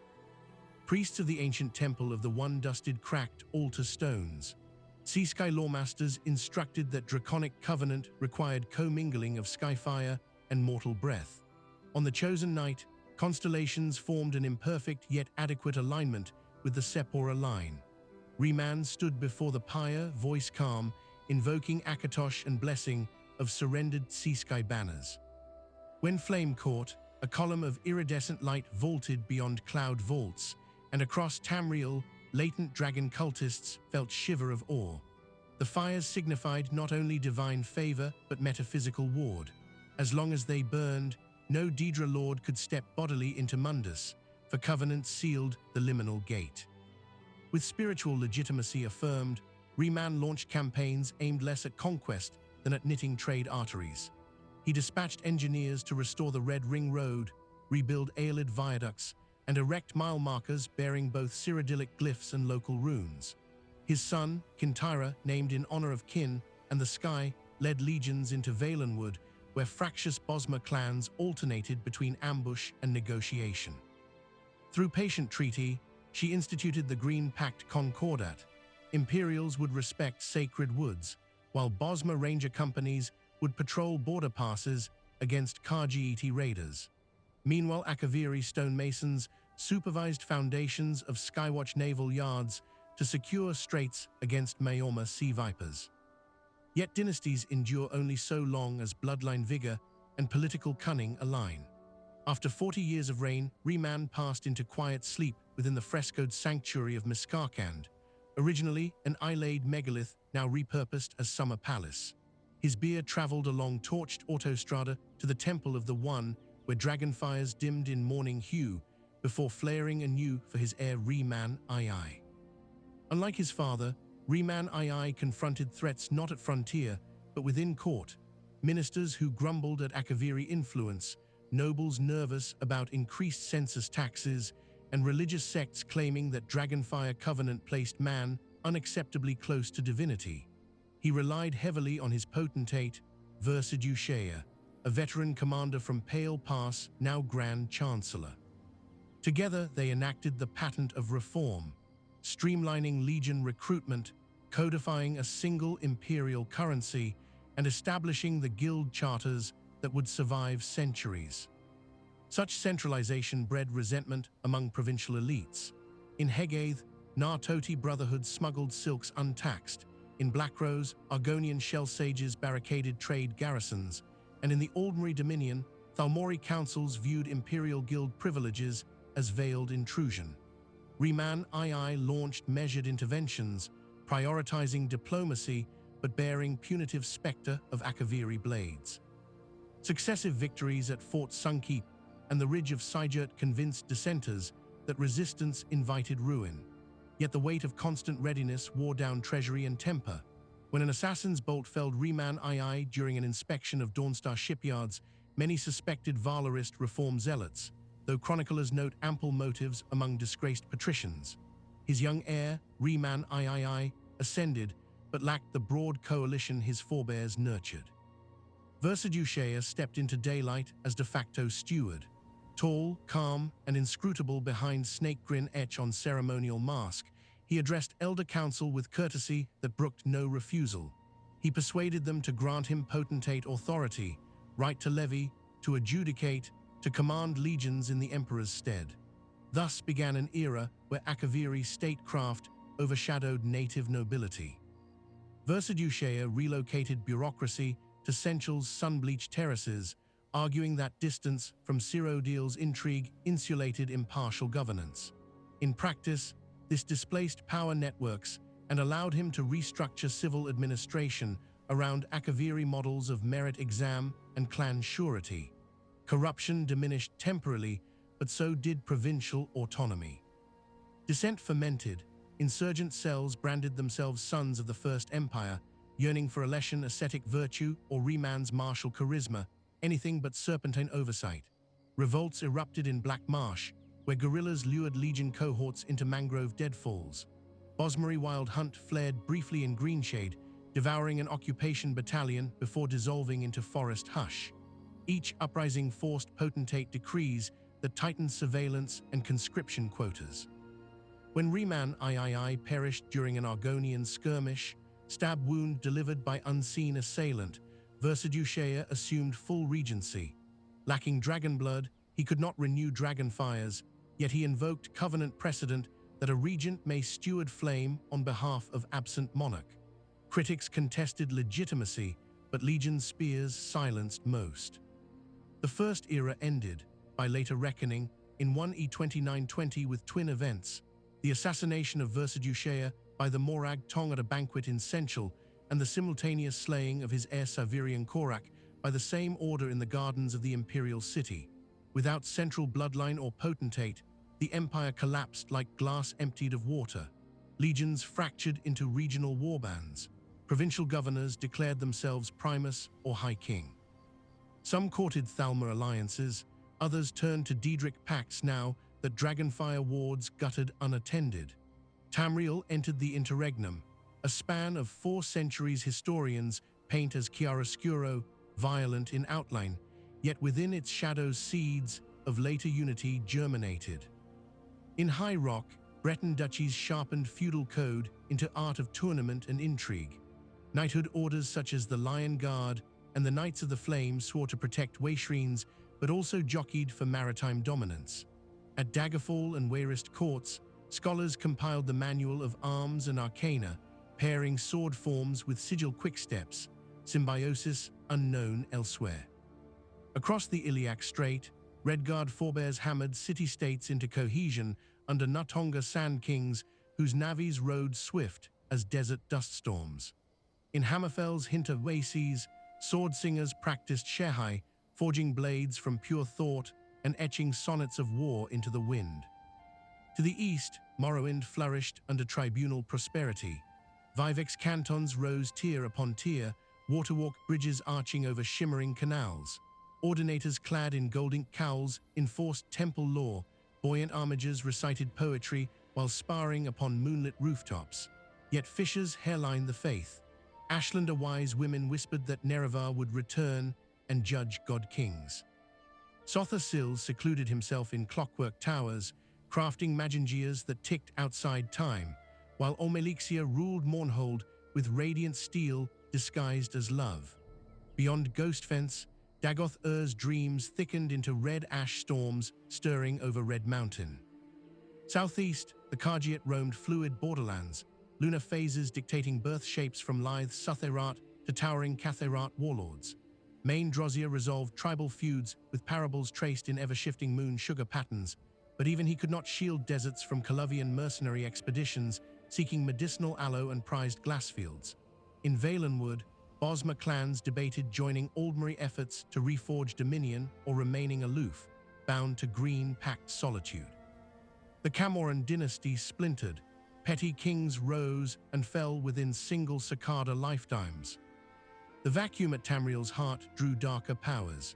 Manamako, the self-crowned king of worms, gathered necromantic cabals within crypt forts of the Dragontail Mountains.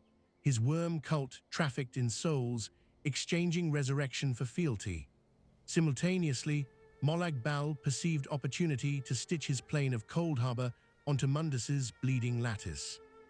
In 2E 579, his agents manipulated an arcane university experiment, triggering the Soul Burst, a shockwave that ripped across Lee lines, severing Dragonfire ward fragments and scattering divine spark among mortals. The ruby brilliance crowned Emperor Varan Aquilarios with spurious dragonfire, but his reign waned amid mystery when he vanished into Labyrinthian's gloom.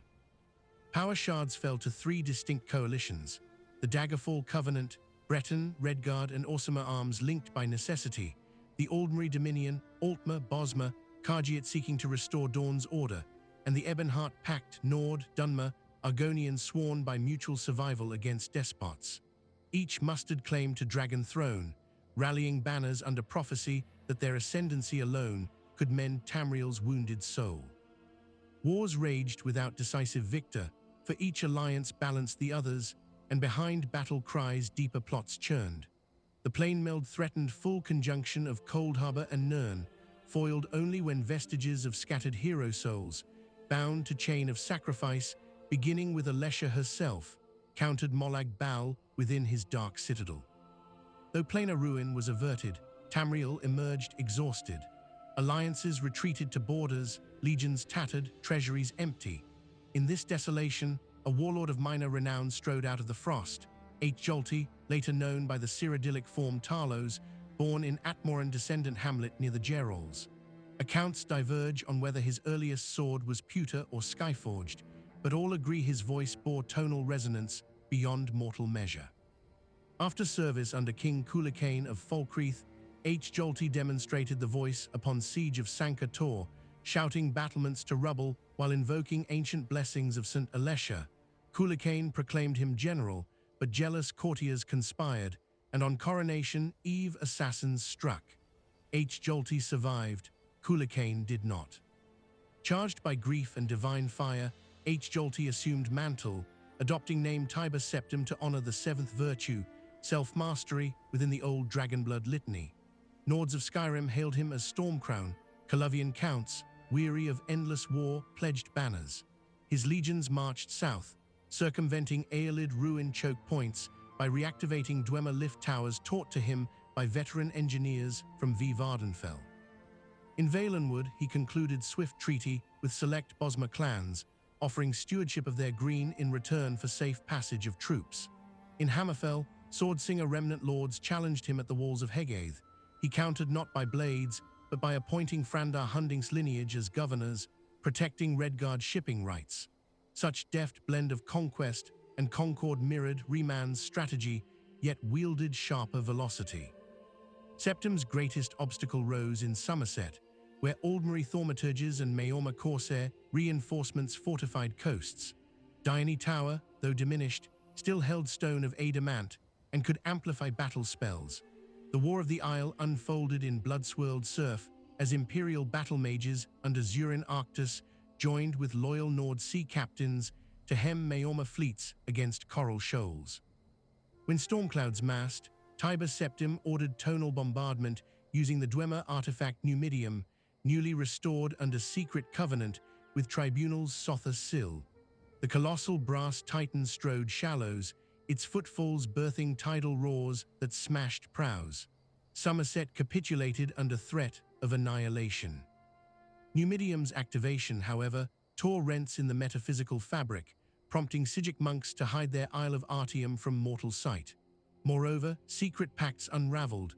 Vivek's scrolls record payment of Kagranak's tools in exchange for cessation, yet armistice codicils merely delayed reckoning. For the moment, however, the continent knelt, some in awe, others in bitter calculation. In 2E 896, Tiber Septim extinguished Dragonfire's long dark since potentate murders, then breathed dragon syllables taught by greybeards into tinder, reigniting them with his own soul as gift and leash alike. Akatosh accepted bargain, divine sanction for Septim bloodline in exchange for renewed seal-barring Daedric incursion. With coronation, the second era closed, the third began. By then the map of Tamriel bore scars and sinews of countless struggles, roads laced provinces like silver sutures, towers, some broken, some luminous, continued humming beneath starlight, and every race carried memories both of oppression and of improbable alliances. Septim's empire, like each before, stood upon contested narratives. To some, proof that man's destiny culminated in unity. To others, another occupation, albeit veneered in gold. Yet no matter the vantage, all felt the weight of a new Calpic balance point, a hush before unknown chords, for history's wheel had turned again, and the song of Tamriel awaited its next, still unwritten verse.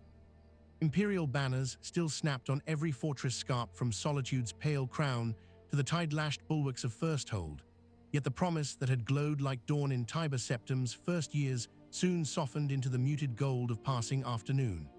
Administration, logistics, and the stern arithmetic of grain eclipsed the trumpet fanfares of conquest, and the early decades of the Third Era settled into what later chroniclers would call the Pax Sirodiilica.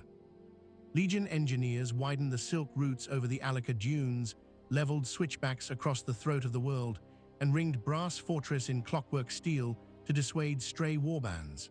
Census lists lengthened until parchment supplies forced quarrying of chalk slate in high rock simply to keep pace.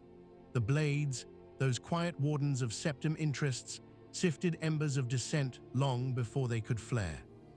Inns filled with travelers who spoke of the empire not as distant rumor, but as lived landscape of roads, milestones, and predictable tariffs. Beneath that surface order, however, each province nursed memories older than the Dragonfires, and those memories pressed like roots against mortar that by necessity had been laid in haste. When Tiber passed into Aetherius, the throne fell to his grandson Pelagius I, a sober figure schooled in Calavian stoicism. Pelagius retained provincial viceroys appointed by his grandsire, believing continuity more healing than innovation, yet the very calm he prized gave subtler ambitions room to breathe. In locutions whispered through marble corridors, Altmer advisors proposed restoring limited autonomy to Somerset in exchange for maritime levies. Breton dukes petitioned for revised inheritance statutes that would let half-elven heirs sit in council. And among the Nords, jarls bristled that legion tax collectors ignored local festival exemptions granted under Wulfharth ages earlier.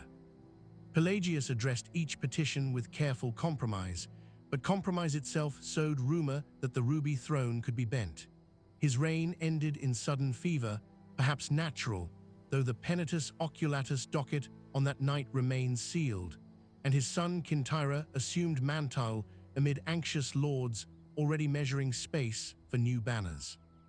Kintyra I practiced the harp and the sword with equal discipline, yet even harmony of temperament could not quiet the winds spiraling out of Harfinger. Their Potema, sister to the late Pelagius, styled herself the Wolf Queen of Solitude. She spoke in halls lit by whale oil braziers, weaving images of Nordic sovereignty clipped short by southern quills. Her son Uriel, she proclaimed, stood closer in merit to the flame of Tiber than any cousin coddled by Nibene tutors. Allies rallied, drawn by fear of tax burdens and the crystallizing allure of a charismatic grievance. Thus ignited the War of the Red Diamond, named for the heraldic jewel at each septim brow, but stained crimson in valleys from Glenumbra to the Rift. Battles surged across 4 winters.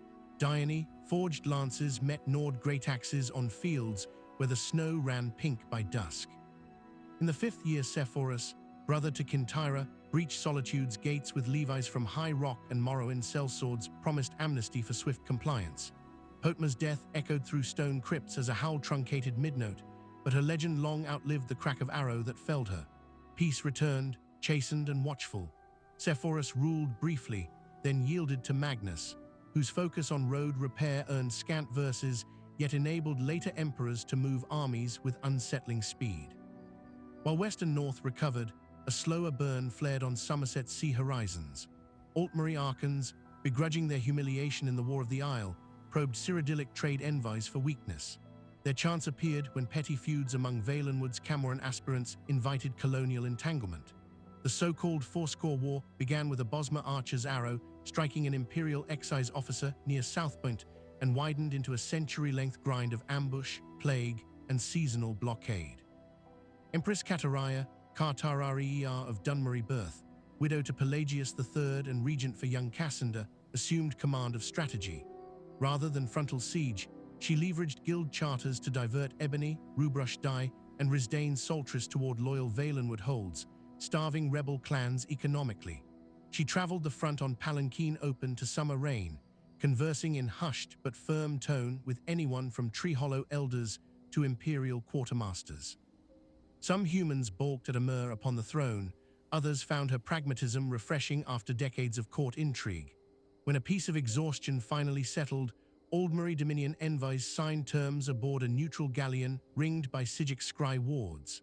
The emperor's coffers were thinner, its arteries strained, yet Kataraya proved that a dynasty grown diverse could still project will across tangled frontiers. Subsequent rulers alternated between vision and retrenchment. Cassander preferred cloistered study, ceding day-to-day governance to elder counselors until his frail lungs failed.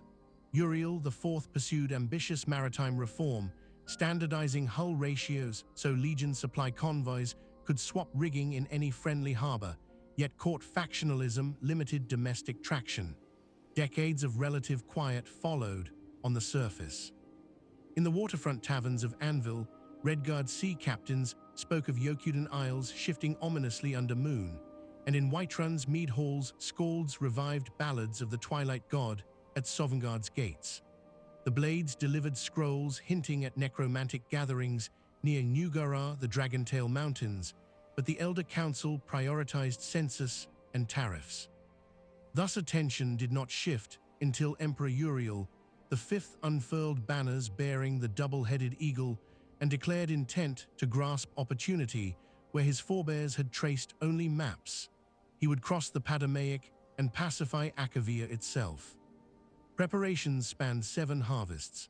The Imperial Navy conscripted Rihad shipwright enclaves to craft deep-keel carracks. Legion quartermasters stockpiled netch leather, work kelp, and ashiam for diets adaptable to foreign shorelines. Mages Guild archivists translated fragmented Seasky ship logs captured at Pale Pass a century before. From those notes, the stratographers extrapolated climate, portage, and logistics. 3E-288, Uriel V set sail at the head of the expeditionary fleet.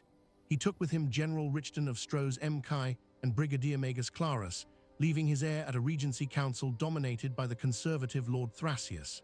The fleet achieved early success, establishing the colony of Ionith upon a river delta guided by half-forgotten Seasky star alignments. Inland, however, the legions met heavy resistance from Karpo, Tun, and Tang Mo confederacies. Monsoon floods swamped siege wagons, and local spirits twisted weather into delirious heat that warped bow staves overnight. After 2 years of attrition, the Akaviri coalition encircled Ionith. Uriel V died in skirmish while attempting breakout. Fragments of his dragonbone cuirass were later retrieved by a single courier who swam through mangrove-choked channels. The surviving fleet returned broken, bringing with it thousands of wounded and an empire suddenly conscious of its limits. Uriel's son, Uriel VI, ascended at age 6. His mother Thonica served as regent, yet wielded little leverage against elder council blocks, emboldened by imperial embarrassment. Real power collected around Morihatha, Thonica's sister, schooled in both Somerset dialectics and Colovian military cadence.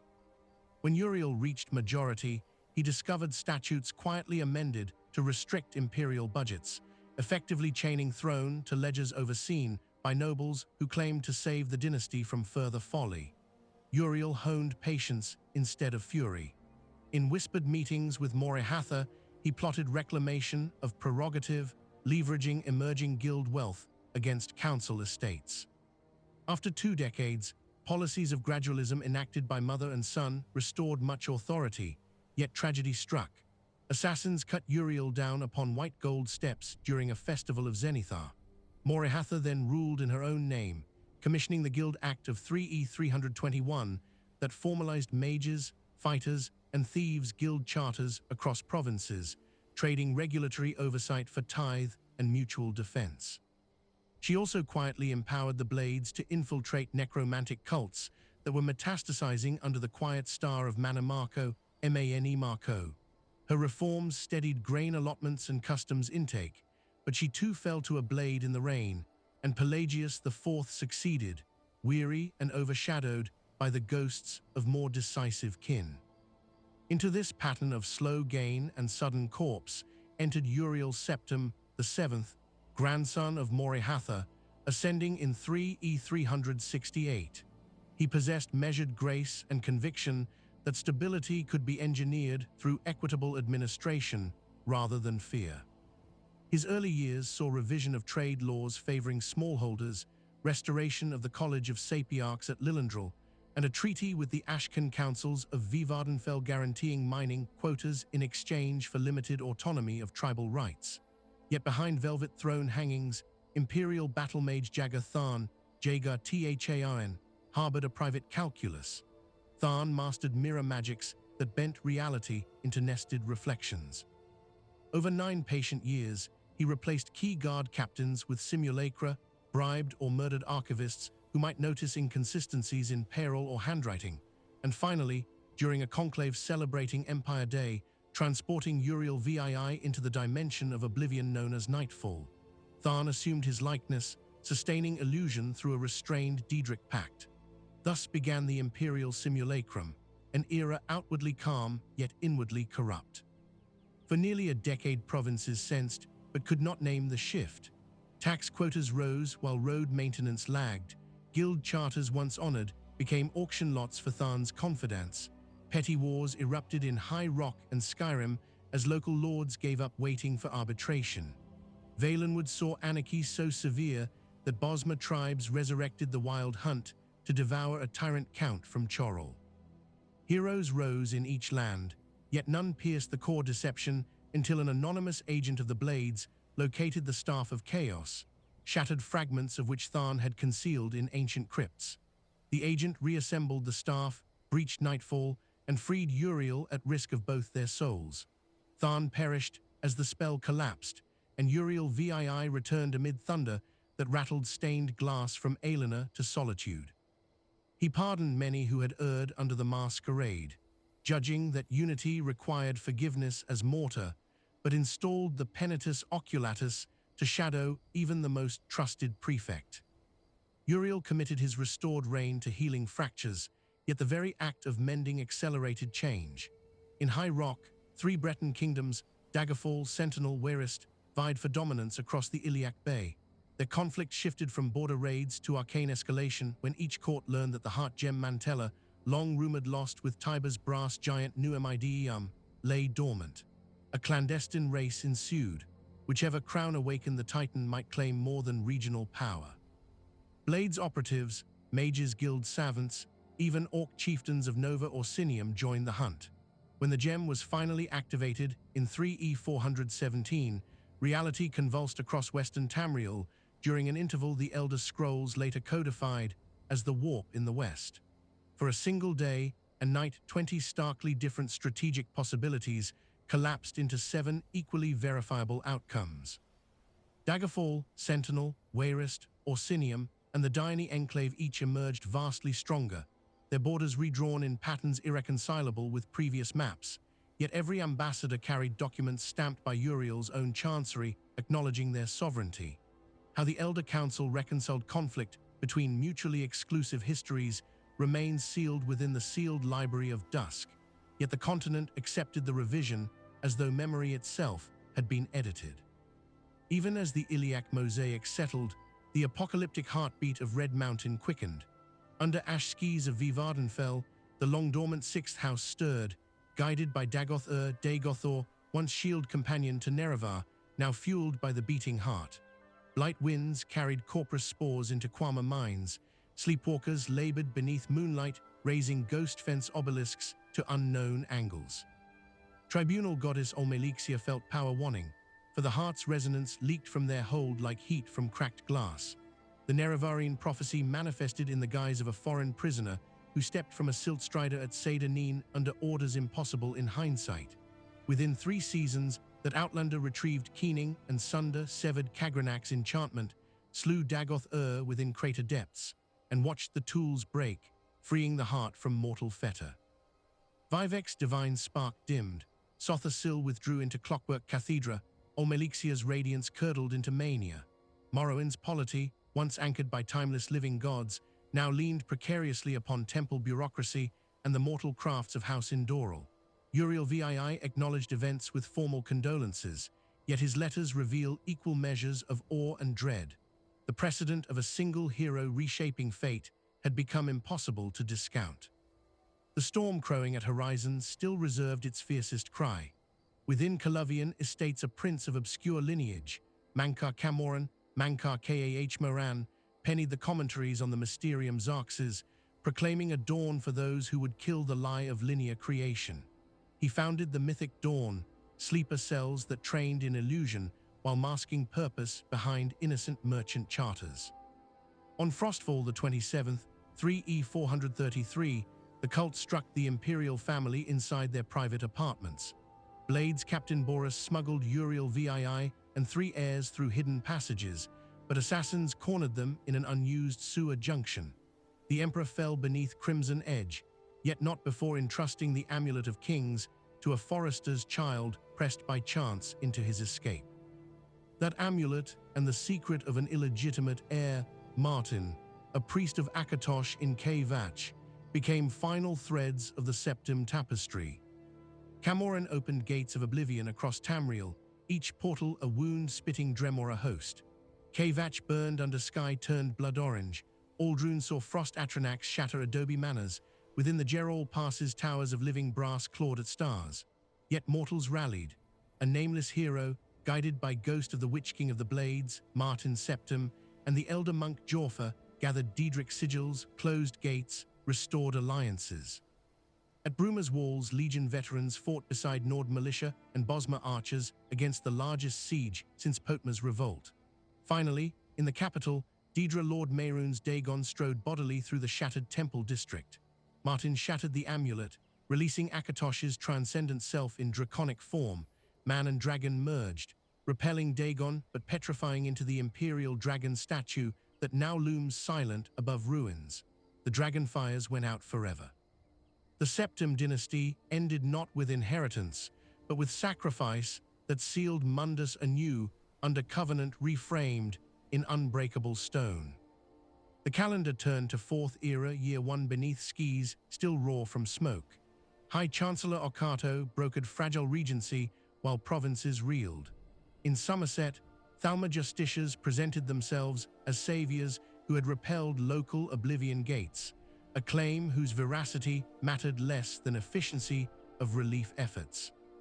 They displaced the monarch, renamed the Isle Aelina, and began weaving the Third Aldmeri Dominion through doctrine that cast Mer Destiny as guardian of world against man's reckless hubris. Valenwood, exhausted by war, accepted annexation under vows to the Green. Hammerfell rejected concord, its senators vowing sands would swallow any dominion foot. Skyrim returned to Jarls. Blackmarsh saw Argonian phalanxes, emboldened by Hist visions, sweep north to reclaim Dunmary holds along Inner Sea, and into devastated Morrowind fell red stones as Red Mountain erupted in 4E5, the Red Year. Vivec vanished, Ministry of Truth crashed upon Vivec City's cantons, tidal waves pulverized coastlines. Refugees fled, Solstheim ceded to Dunmer exiles by High King Scald, though Nord settlers grumbled. Amid disarray, a Colovian warlord seized opportunity reminiscent of Remand's spring centuries earlier. Titus Mede, commander of a disciplined mercenary cohort, swept into Imperial City, bribed or slew palace holdouts, and pronounced himself emperor in 4E17. He lacked dragon blood, yet wielded legitimacy of decisive action and the reluctant consent of an exhausted elder council. Mede lineage focused on pragmatic alliances, roads reopened, guilds taxed but tolerated, and veterans settled on border watch estates. Still, clouds gathered. Dominion emissaries in crisp gold silk visited the capital, lodging grievances over worship of Talos, whom they framed as heretical apotheosis, contradicting elf-centered theosophy.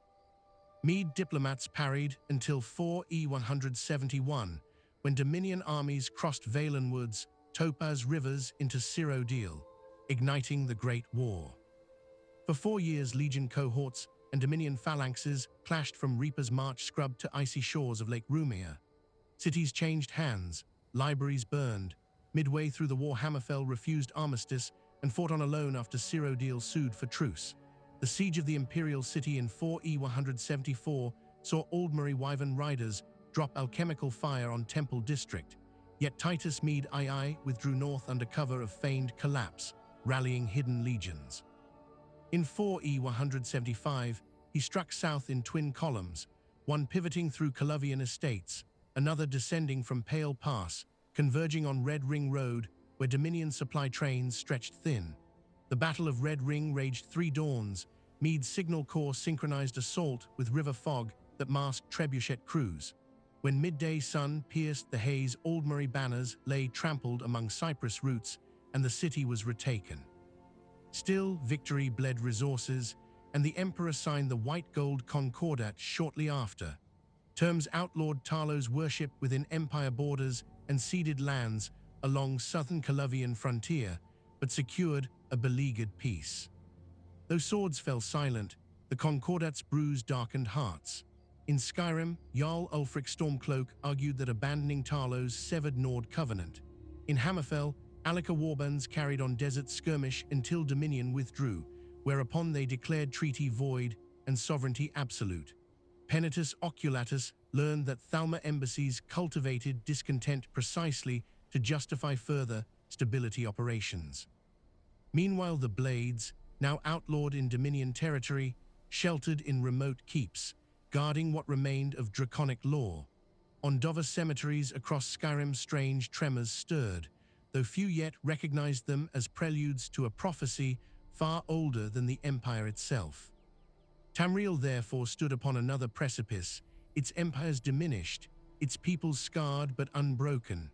The song that had begun with Anu's first silent chord now resonated through chords of fire, betrayal, and sacrifice. Though dragonfires were gone, other forces waited to test the weave of Kalpic possibility. In old observatories of Aelina, savants charted lunar eclipses in search of hidden numerals. In the Reach, hedge witches listened to the earthbone for omens of Breaborn kings. In forgotten corners of Cyrodiil, itinerant bards whispered of a Dover rumbling beneath highest peak, shifting in dreams older than mortal reckoning. History's wheel creaked forward, every spoke weighted with consequence, spinning toward a horizon where threads of stasis and change would clash once more beneath the unblinking eyes of gods and the fragile hope of those who walk, build, and remember. Early morning mists trailed over Lake Ilinalta in Torn, Skeins the year the first Imperial patrol disappeared between Riverwood and Helgen. At the time this event seemed an ordinary misfortune, perhaps wolves, perhaps the work of bandits emboldened by lean harvests. But in retrospect, chroniclers marked that quiet loss as the first tremor in a chain that would convulse Skyrim, shake the weakened empire, and remind all Nirn that blood and myth remain knotted tighter than any parchment decree. For 2 full decades after the White Gold Concordat, the New Order had settled like an uneasy dust. Old Mary Justitias in sun-colored mail audited chapels for outlaw Talos icons, even in mountain parishes that had never seen an elf. Penitus Oculatus detachments rode miles behind, charged officially with keeping the peace, but in practice tracking who cooperated and who merely complied. The Empire no longer possessed resources to shield every hamlet, and so in many valleys, Nord Jarls asserted local priorities. One such lord, Ulfric of House Stormcloak, had returned from captivity among the elves bearing scars that glowed pale in cold light and a voice honed by greybeard tutelage. He invoked both grievance and tradition to rally clans beneath the bare banner of Windhelm. His followers painted the phrase, Skyrim for the Nords, on freshly planed shields, though elders remembered that in older speech, the same words meant not exclusion, but stewardship. We keep the hearth so others may find it warm. Imperial Governor Torig of Solitude, young, courteous, and mindful of fragile treaties, invited Ulfric to moot arguments in the Blue Palace Audience Hall. Their history bent upon a syllable. Accounts differ whether Ulfric wielded mere sword or shout. What is certain is that when the echo-faded Torig's throne stood empty and a line of bright blood glistened down the basalt steps. Within hours, couriers galloped across holds, carrying 2 verdicts. To Solitude's allies, Ulfric was murderer and traitor. To his own, he had answered dishonor with the oldest language of the tongue. Civil war ignited like resin pine, crackling simultaneously along 6 fronts as Jarls declared loyalties unequal to the neat cartography of borders. Grey cloaks and bare claws challenged the red dragon pennants, still trusted by those who feared Thalmor garrisons more than Nordic self-rule. Legion General Tullius sailed north with veteran cohorts to anchor imperial presence in Castle Dower. A lesser analyst might dwell upon marches and sieges, but the war's deeper current moved unseen beneath ridge and barrow. For centuries the bones of Dov dragons had lain silent under cairn and glacier, their flesh unwoven by time, their names dormant in stone tablets no lips remembered to sound. With the Concordat's renunciation of Talos, many priests argued that the Pantheon's dragon principle, bound by mortal reverence, had been weakened in ways subtler than treaty parchment. Whatever the cause, under circling moons the burial mounds stirred. Scales knit, sinew hissed back across sun-bleached ribs, and one by one great reptilian shadows unfurled against northern stars. Farmers near Kynus Grove found their kiln reduced to slag by dawn. Hunters in the Reach whispered of silhouettes wheeling above abandoned sky temples older than recorded reigns. At each resurrection, a single word rang through cloud, Slen, Yol, Tor, and the ancient tailwinds of Thurum rolled outward to rattle even warehouse shutters in anvil leagues away. These awakenings traced back to a single will, Alduin, Aldwin, called the World Eater, eldest of Akatosh's Skybrood, foretold to return at the dusk of days to devour creation and birth it anew. His appearance over Helgen came on the wings of imperial justice itself. A prisoner cart loaded with rebels and anonymous captives rattled toward the headsman's block. Axes glinted, drums measured final heartbeats, and then the mountain cracked like splitting bone. Black wings blotted noon, and ebon moor breathed fire the color of voided ink, and stone ramparts melted to glass. In the confusion, at least one captive sprinted into pine woods under cover of falling embers, guided, if later songs speak true, by a stormcloaked soldier who believed even enemies deserved a chance to die free beneath sky, not ropes.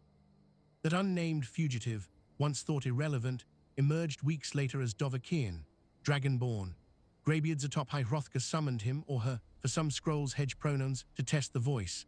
The mountain echoed approval in avalanches that rocked the throat's snow shoulders. Thus a solitary wanderer carried suddenly the full weight of an empire's fading covenant. For prophecy held that only a mortal bearing the dragon soul could permanently slay a dove, devouring its spiritual fire before resurrection. Each victory therefore mattered not merely tactically, but ontologically. Every dragon soul absorbed clipped Alduin's wing, slowed his glide toward Kalpa's end. Battles soon shook every holdfast. At Whiterun, the western watchtower toppled beneath dragon flame only for the Dovahkiin, armed with Jarl Balgruf's ancient axe and the new-learned shout Fus Ro Dar to hurl the beast from sky. Word sped faster than couriers on mead-scented wind. A hero walked whose cry could tear wing from bone. Citizens who had muttered about taxes now offered pelts, septums, or prayer. The blades, nearly extinguished, emerged from Karthspire caverns to pledge swords. Delphine, last Grandmaster, pressed the Dragonborn to seek elder scrolls that might reveal Alduin's bane. Parthurnax, ancient dragon turned monk atop the throat, taught the way of the voice, advocating mastery through mercy not domination, challenging old assumptions about predator and prey. Greybeards counseled balance, blades demanded extinction. Dovahkiin walked a razor path between counsel, proof that heroism in late eras consists less of smitting than of choosing which truths to carry forward intact. All the while civil war ground on.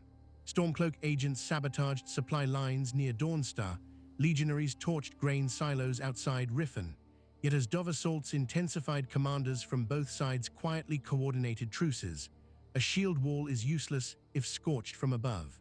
In High Hrothgar's stone nave, Tullius and Ulfric knelt reluctantly before Parthenax's massive talons in what histories call the Peace Council. No treaty finalized that day, but each leader left with eyes turned to a broader horizon, proof that cosmic threat can reforge perspective as well as steel. The pivot unfolded in Sovngarde's Mistsea, where souls of honored Nords feast in Hall of Shore. Alduin swept those skis, devouring valiant shades. The Dovahkiin followed through the Dragonrend shout wrenched from Elder Scroll vision. Joined by legendary heroes Tsoon, Gormlaith, Hakon, and Feldire, the mortal champion struck Alduin. His corpse, unlike lesser kin, dissolved not to treasure, but to ashen aurora lost among stars, suggesting banishment, not absolute end. Prophecy thus remains ambiguous, whether the World Eater can truly die or merely lie staggered until cycles again permit. Nonetheless, after that clash, the dragon tide ebbed. Surviving Dov weighed servitude against self-determination. Some vanished into cloud crawl, others bent knee to the Dovahkiin in an echo of ancient Dov hierarchy transmuted through mortal prism. With the sky war quieted, Tamriel's fractures reopened on earthly plane. The civil war reached decision at either Windhelm or Solitude, depending on chronicle consulted. Imperial records claim Stormcloaks crushed, Nordic sagas the reverse, another of those strange pivot points where Elder Scroll scholars detect microbreaks that allow contradictory truths. In either thread, Thalma dossiers later revealed delight. They had long nurtured conflict to drain Nord and Imperial will alike. Secret documents recovered from Northwatch keep list code names, tally lost Legion cohorts, and project how many decades of discord would soften Empire for renewed Dominion assault. Meanwhile, across the Sea of Ghosts, new storms brewed. On Solstheim, an island ceded to Dunmer refugees, eruptions from Red Mountain carried glassy fulgurites that twisted ash yam into crimson weed, and bread ash spawned soldiers from buried bones. In the midst rose Mearak, first dragonborn who had once sworn to Hermias Mora, prince of forbidden knowledge. From the black books in Apocrypha he siphoned souls, compelled villagers to raise impossible onyx arches around the standing stones. The Dovahkiin journeyed north, braving corrupted ashlands and the oily pages of Mora's endless tomes, to confront a mirror of what they might become should hunger for power eclipse duty. When Mearak fell, dissolved by inky tentacles, the Prince of Knowledge gifted a swirl of endless glyphs, half blessing, half warning, that even now some Telvanni seek to untangle in mushroom labs above the sea of ghosts. Far south a different shadow lengthened. In Halfingar docks rumors arrived of night attacks in rift forests, corpses pale, drained, bearing twin punctures at the neck, sign of old scourge thought confined to folktale. Castle Volkiha, long sealed behind aurora haze, shattered windows in midnight explosion, and crimson-eyed patrols stalked coastline. The Dawn Guard, a nearly forgotten order once dedicated to hunting vampiric threats, rearmed within Fort Dawnguard's granite belly. Crossbows strung, flame bolts forged from Dwemer oil, they enlisted adventurers in open bounties. Prophecy told of tyranny of the sun, of a ritual that could blot day behind gargling forever. At conflict's apex, the Dovahkiin wielded bow of Auriel to shatter a soul gem lens, releasing dawn across castles and crypts alike. Whether this averted a lesser apocalypse or postponed a greater remains topic of synod conclaves, but for now daylight still breaks each morning across Skyrim's snow fields. Beyond the province, front lines blurred between magic and polity. The arcane university had dissolved with the simulacrum. Two rival institutions replaced it: the Synod, favoring empirical process under imperial charter, and the College of Whispers, pursuing esoteric pacts. Their rivalry left research splintered. The Synod's fragile Dwemer oculari experiments risked ripping holes into Mundus, while Whispers scholars courted spirits whose motives lay veiled by echoing laughter. When Synod expeditions to Emzulft in Eastmark uncovered lenses attuned to star energy, neophyte wizards attempted to pry ethereal data without accounting for tonal interference from living crystals. The resulting flare vaporized half the party and rendered one apprentice forever phasing between moments. Proof knowledge without patience remains perilous. In Black Marsh, the Hist's murmur deepened. Argonian vanguards who had surged into Morrowind after Red Year did not withdraw but established root forts along the inner sea. Dunmer houses fought rearguard actions even as ash storms scoured ancestral fields. Some Redoran councils accepted Argonian treaties, trading Soltris quotas for peace. Others commanded Ordinator veterans to retake egg mines at Blade Point. The Hist, uninterested in parchment, orchestrated affairs through dream pollen, gidding Saxliel shamans in symphonies of spores that mainlanders could not translate. Scholars from the College of Whispers attempted to record these events, but found their notes sprouting lichen overnight, text replaced by Coil's echoing sap song. Westward, Hammerfell endured bruises and boons of independence. After Dominion withdrawal, Alaka clans unified under the Crown's banner and erected sentinel towers along coast, each crowned with mirrored heliographs to flash warnings across leagues of dune. Trade with High Rock resumed. Daggerfall merchants sought Ra-Garda glasswork and camel herds. Yet autonomy freed latent rivalries. Forebears in coastal hubs favored conciliation with Breton bishoprics. Interior crowns' elders honored ancestral codes unsullied by foreign tongues. Occasional dual skirmishes dotted the border near Satakalam, but full civil fracture never ripened thanks to shared recognition of Dominion threat still hovering across Abessian Gulf like a vulture awaiting weak stride. Somerset itself, now named Aelina under Thalma reorganization, blossomed in austere splendor. White marble towers grew sheathed in gold leaf. Libraries once open to traveling scholars adopted vetting tests requiring proof of Mer ancestry. The Thalma Ministry of Spiritual Inquiry proscribed any text asserting the divinity of Talos or possibility of man reaching Auriel's heaven. Disputes were settled with polite arrests, offenders shipped to re-education in coral bloom sanctuaries. Yet beneath the politeness thrummed anxiety, for even as Dominion mages perfected light glass armor and symposiums boasted of elven destiny, the High Seers failed to replicate certain feats the tribunal once displayed. Nor could they locate the vanished Sigic Isle, no matter how many cartographers they sent humming spells across the horizon. Meanwhile, rumors spread of a great floating city of deathless hunger drifting westward across the Padamaic, Tamriel, carved from Daedric bubble realm by rogue hist grafts, propelled by necromantic engines that fed on mortal souls. Its passage over Black Marsh left jungles festooned with corpse lights, crossed the Nibene to obliterate Cheydinhill's outskirts, mushroom spires raining undead warriors. Imperial battle mage Calabrace attempted to channel a dawn burst, his circle burned to glass. Ultimately, two unlikely heroes, a Dunmer prince in exile and an imperial kitchen maid, breached Umbriel's heart, severing its anchor to oblivion and sending the city crashing into the southern sea. The Empire scarcely had energy to trumpet the victory. Fishermen 2 years later still hauled black coral shards inscribed with syllables no living throat could pronounce without tasting salt-soaked sorrow. At home, Titus Medii faced another blade in the dark. The Dark Brotherhood, scattered after Bravel's sanctuary collapse, found new contract, the Emperor himself. A shadow-scale defector leaked route of Titus's tour to Skyrim.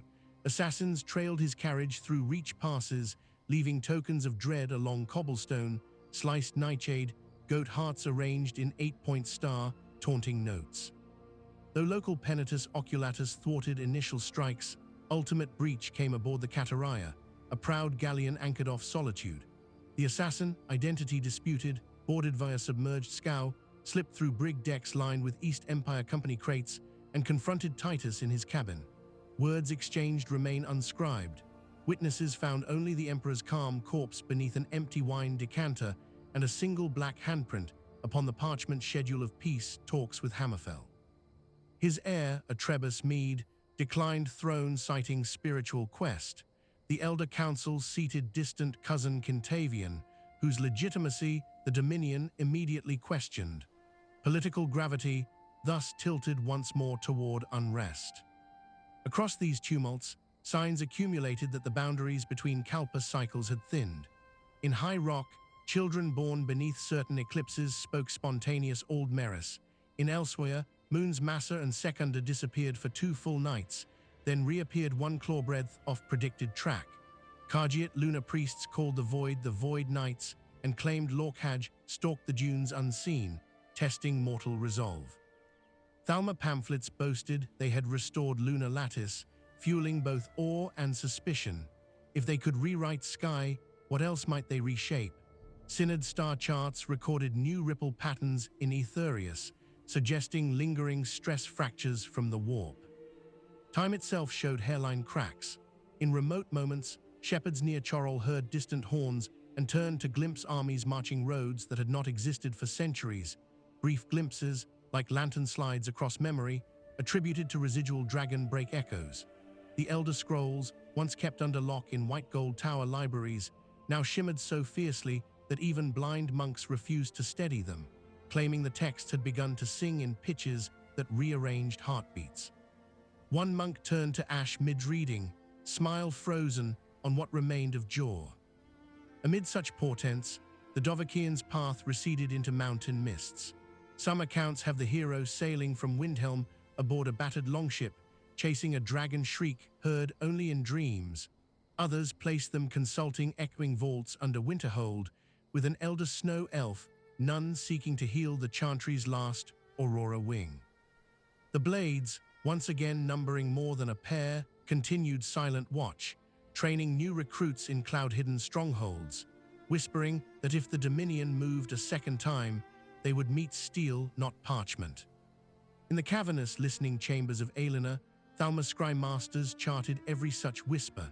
Their charts now pointed toward Hammerfell's border, where hidden forges shaped duomer-thread weapons, and toward Skyrim, still ablaze with Tarlo's hymns sung quietly in cellar mead halls.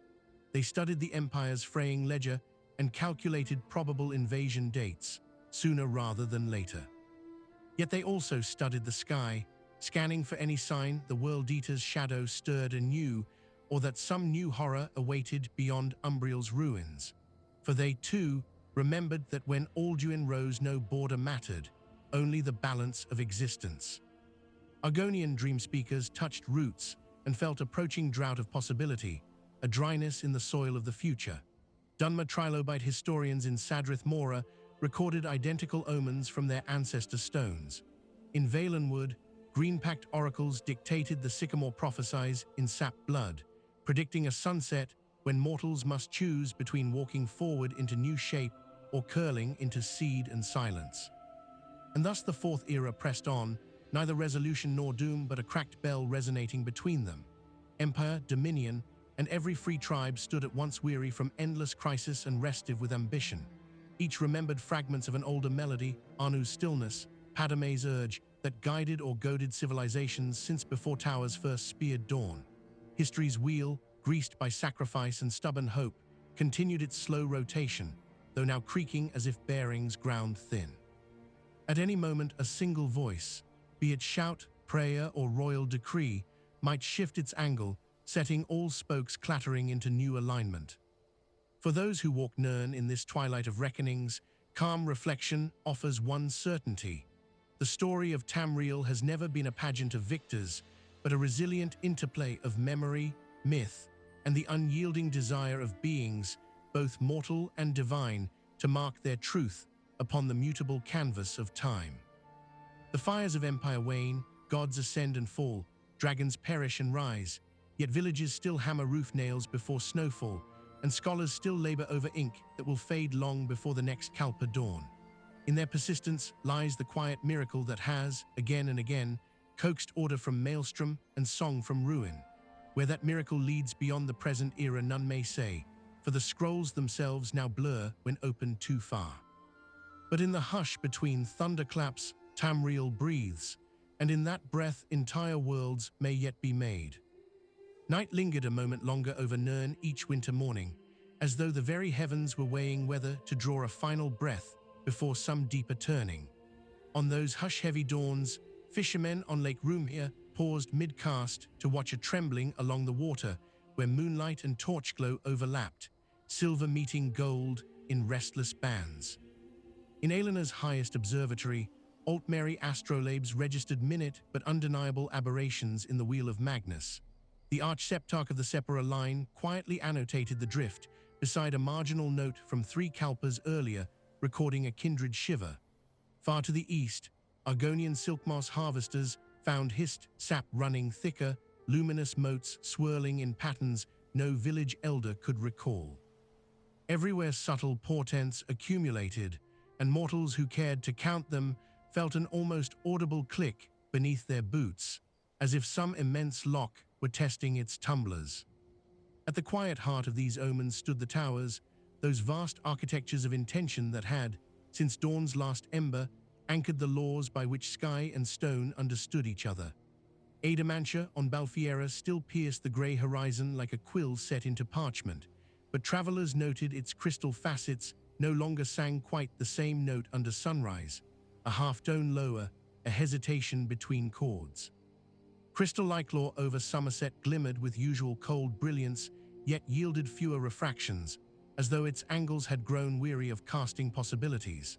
Snowthroat remained massive and mute, wrapped in avalanche hush, but waykeepers descending its slopes told of deep ice groaning louder than wind.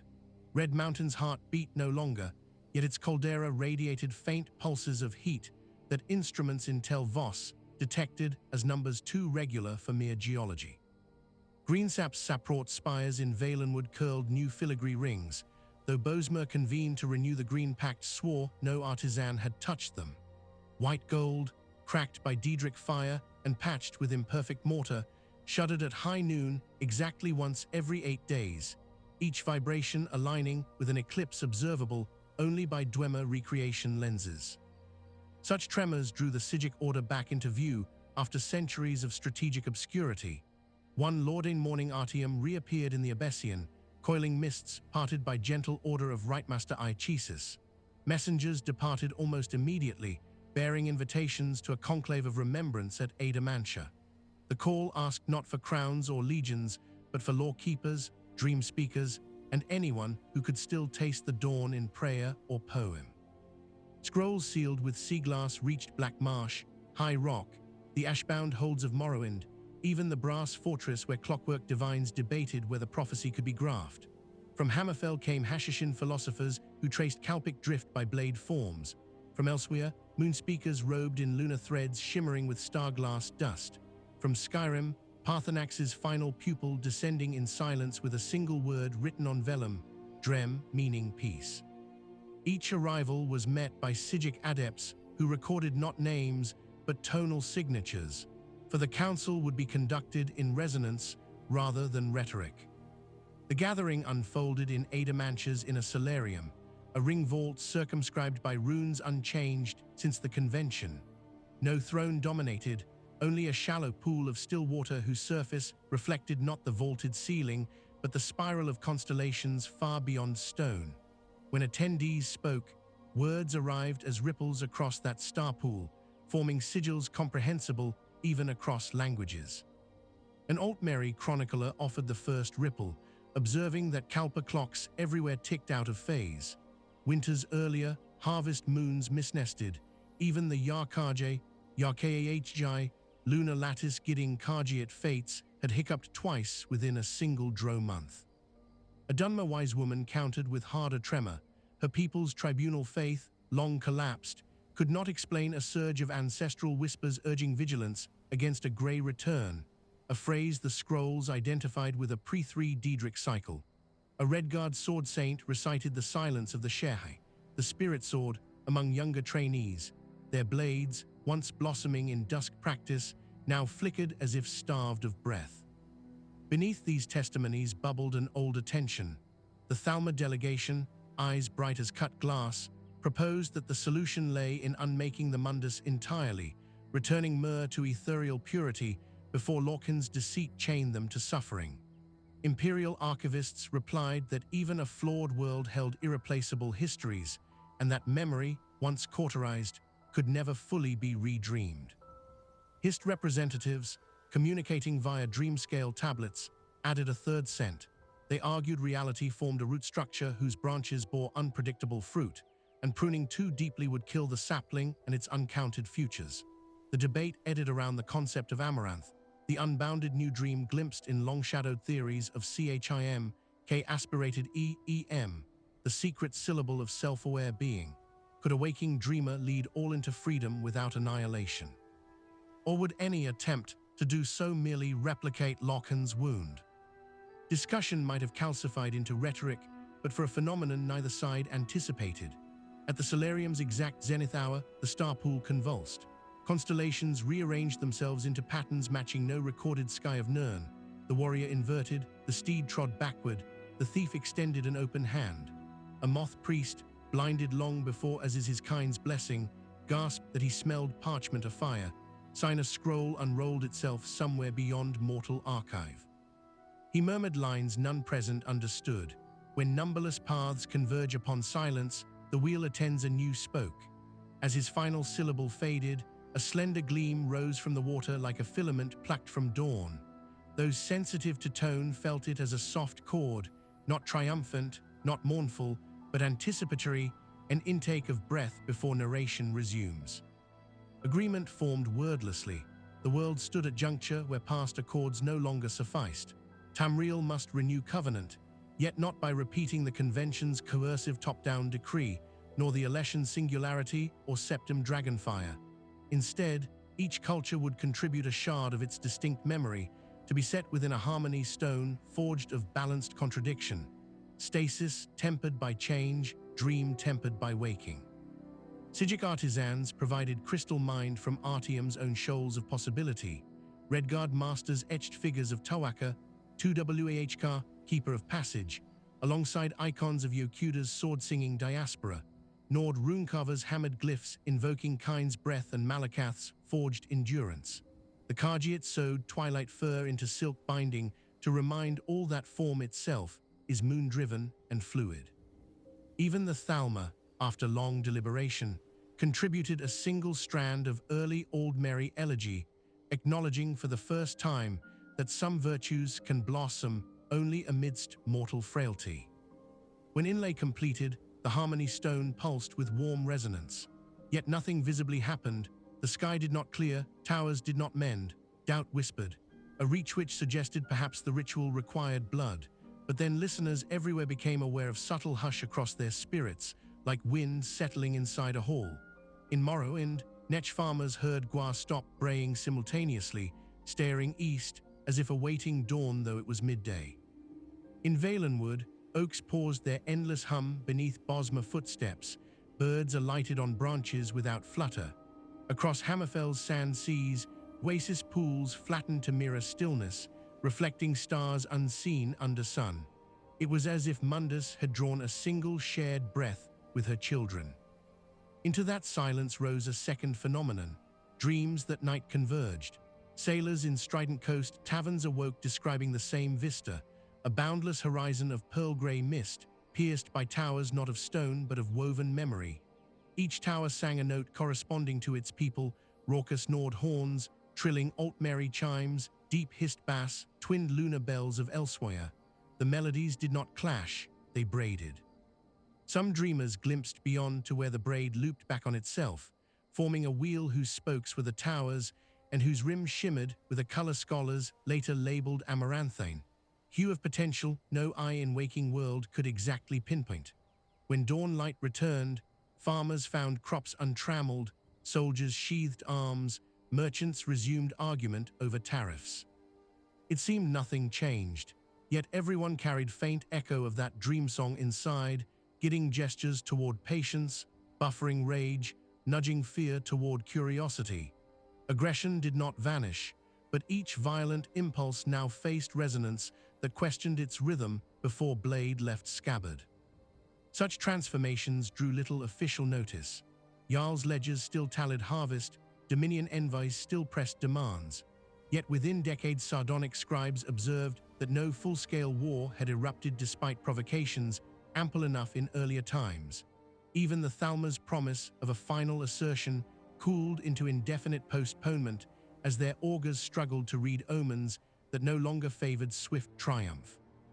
In Cyrodiil, Empress Regent Clivia Mead, quietly enthroned after Kintavian's sudden plague, redirected coin from Legion recruitment to restoration of the White Gold Library's lower stacks, arguing that knowledge now guarded all borders more subtly than any cohort. Nibne's bargemen grumbled but accepted reduced patrols. They too carried faint echo of the dream song, though few could have named it.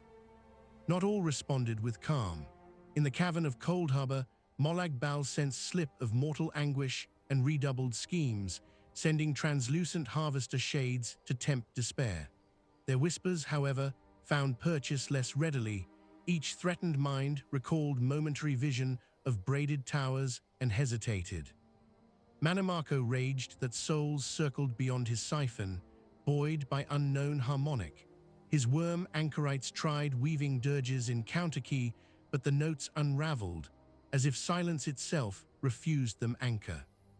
Meanwhile, the Dovahkian, wandering east of the Gerol range, felt the harmony stones thrum in marrow like distant drum. Dragons encountered thereafter bent heads not in subjugation, but acknowledgement of mutual stewardship. Parthenax, sensing his long vigil nearing closure, ascended once more above Throat's summit, leaving only paired wingprints thawed into ice crust. Greybeards struck thin iron gongs to mark passage, each gongstroke ringing a whole minute beyond acoustical prediction, as if mountain air had grown more patient. Tales of these shifts circulated slowly, for they were quiet evolutions, not spectacular omens. Yet in time even soldiers counting rations spoke casually of the lull, recognizing that an unseen governor now moderated worst edges of fear. Scholars gathered again at Adamantia, smaller circle, for urgency had eased to assess years' distance. They found towers still cracked, but stably so, as though fractures had been cushioned, preventing spread. A hissed dreamer remarked that roots seldom heal around dead branch, but can weave support, redirecting flow until new shoots sprout. A Breton arcanist likened world to a harp restrung. Tension remains, else strings fall slack, but tune now resonates along compassionate scale. No one pronounced victory, each understood such equilibrium requires continual tending, through song, memory, deliberate kindness, and ruthless honesty when kindness alone fails. In the seasons that followed, craft guilds revived forgotten arts. Dwemer tonal smithing merged with Argonian glassreed to produce instruments capable of repairing minor ley-line scars. Orcish stone melders rebuilt way shrines using trapezoidal arches echoing old Orsinium, yet softer, less martial. Bosmer storytellers traveled north, performing leaf dance epics in Windhelm longhouses formerly barred to any non-Nord. In these tales, the final verse always ended unresolved, inviting listeners to shape next refrain, a humble acknowledgement that story thrives when shared. Thus the chronicle returns at last to its beginning, the dialogue between Anu's stillness and Padame's restless tremor. The Harmony Stone did not erase that original quarrel, for without contrast existence would fold into silence. Instead, it offered a third chord, call it resolve, that allows dissonant notes to nest without tearing sound apart. Mortals across Tamriel discovered they could lean into contradiction, taste its bittersweet edge, and breathe through rather than against it. The wheel kept turning, but each spoke now flexed ever so slightly, permitting stress to distribute rather than fracture. One final vignette belongs before the quill is set aside. A lone moth priest Dection, once blinded by scroll fire, walked the moonlit courtyard of White Gold late in Fourth Era's 99th year. He carried no staff, led by soft foot memory alone. Reaching the dragon statue of Martin's septum, he placed palm upon cold stone. Witnesses hiding behind columns swore the statue's great wings shimmered, as though some interior ember answered his touch. Dection spoke one word, remembrance, and the echo lingered longer than the air could have borne. Then he smiled, nodded to puzzled Penitus Oculatus guards, and vanished into arcades, leaving only faint dust swirls smelling of parchment and mountain snow. It is in that word the historian will close this tome. Remembrance, the act that binds moment to moment, kalpa to kalpa, not through chains but through chosen regard. Tamriel remains imperfect, scarred, glorious, a realm where dragons sleep uneasy, where princes of ruin still scheme beyond veil, where every harvest risks storm. Yet now, threaded through its lands, hums a memory of shared dreaming powerful enough to steady hands that build and to sharpen eyes that watch. Should another cataclysm rise, and cycles suggest one always waits, the peoples of this world carry within them a chord struck once at Adamantia, resonating with promise that no single tower, creed, or crown need stand alone against unmaking. Candles gutter low in the chronicler's study. Ink thickens, quill scratches slow. Outside, dawn edges the horizon, light brushing White Gold's patched stones. Merchants will soon shout bargain prices. A young legionnaire will adjust ill-fitting cuirass. A Sylvanar env will inhale the city's scent of river and spice and wonder whether new treaty might hold. Life proceeds, frail, determined, luminous. And somewhere, perhaps just beyond mortal hearing, the towers sing on, not as monuments of stone, but as living syllables in the sentence begun when possibility first learned to speak. So closes this account, though the story itself, like breath, continues in every heartbeat that dares to remember.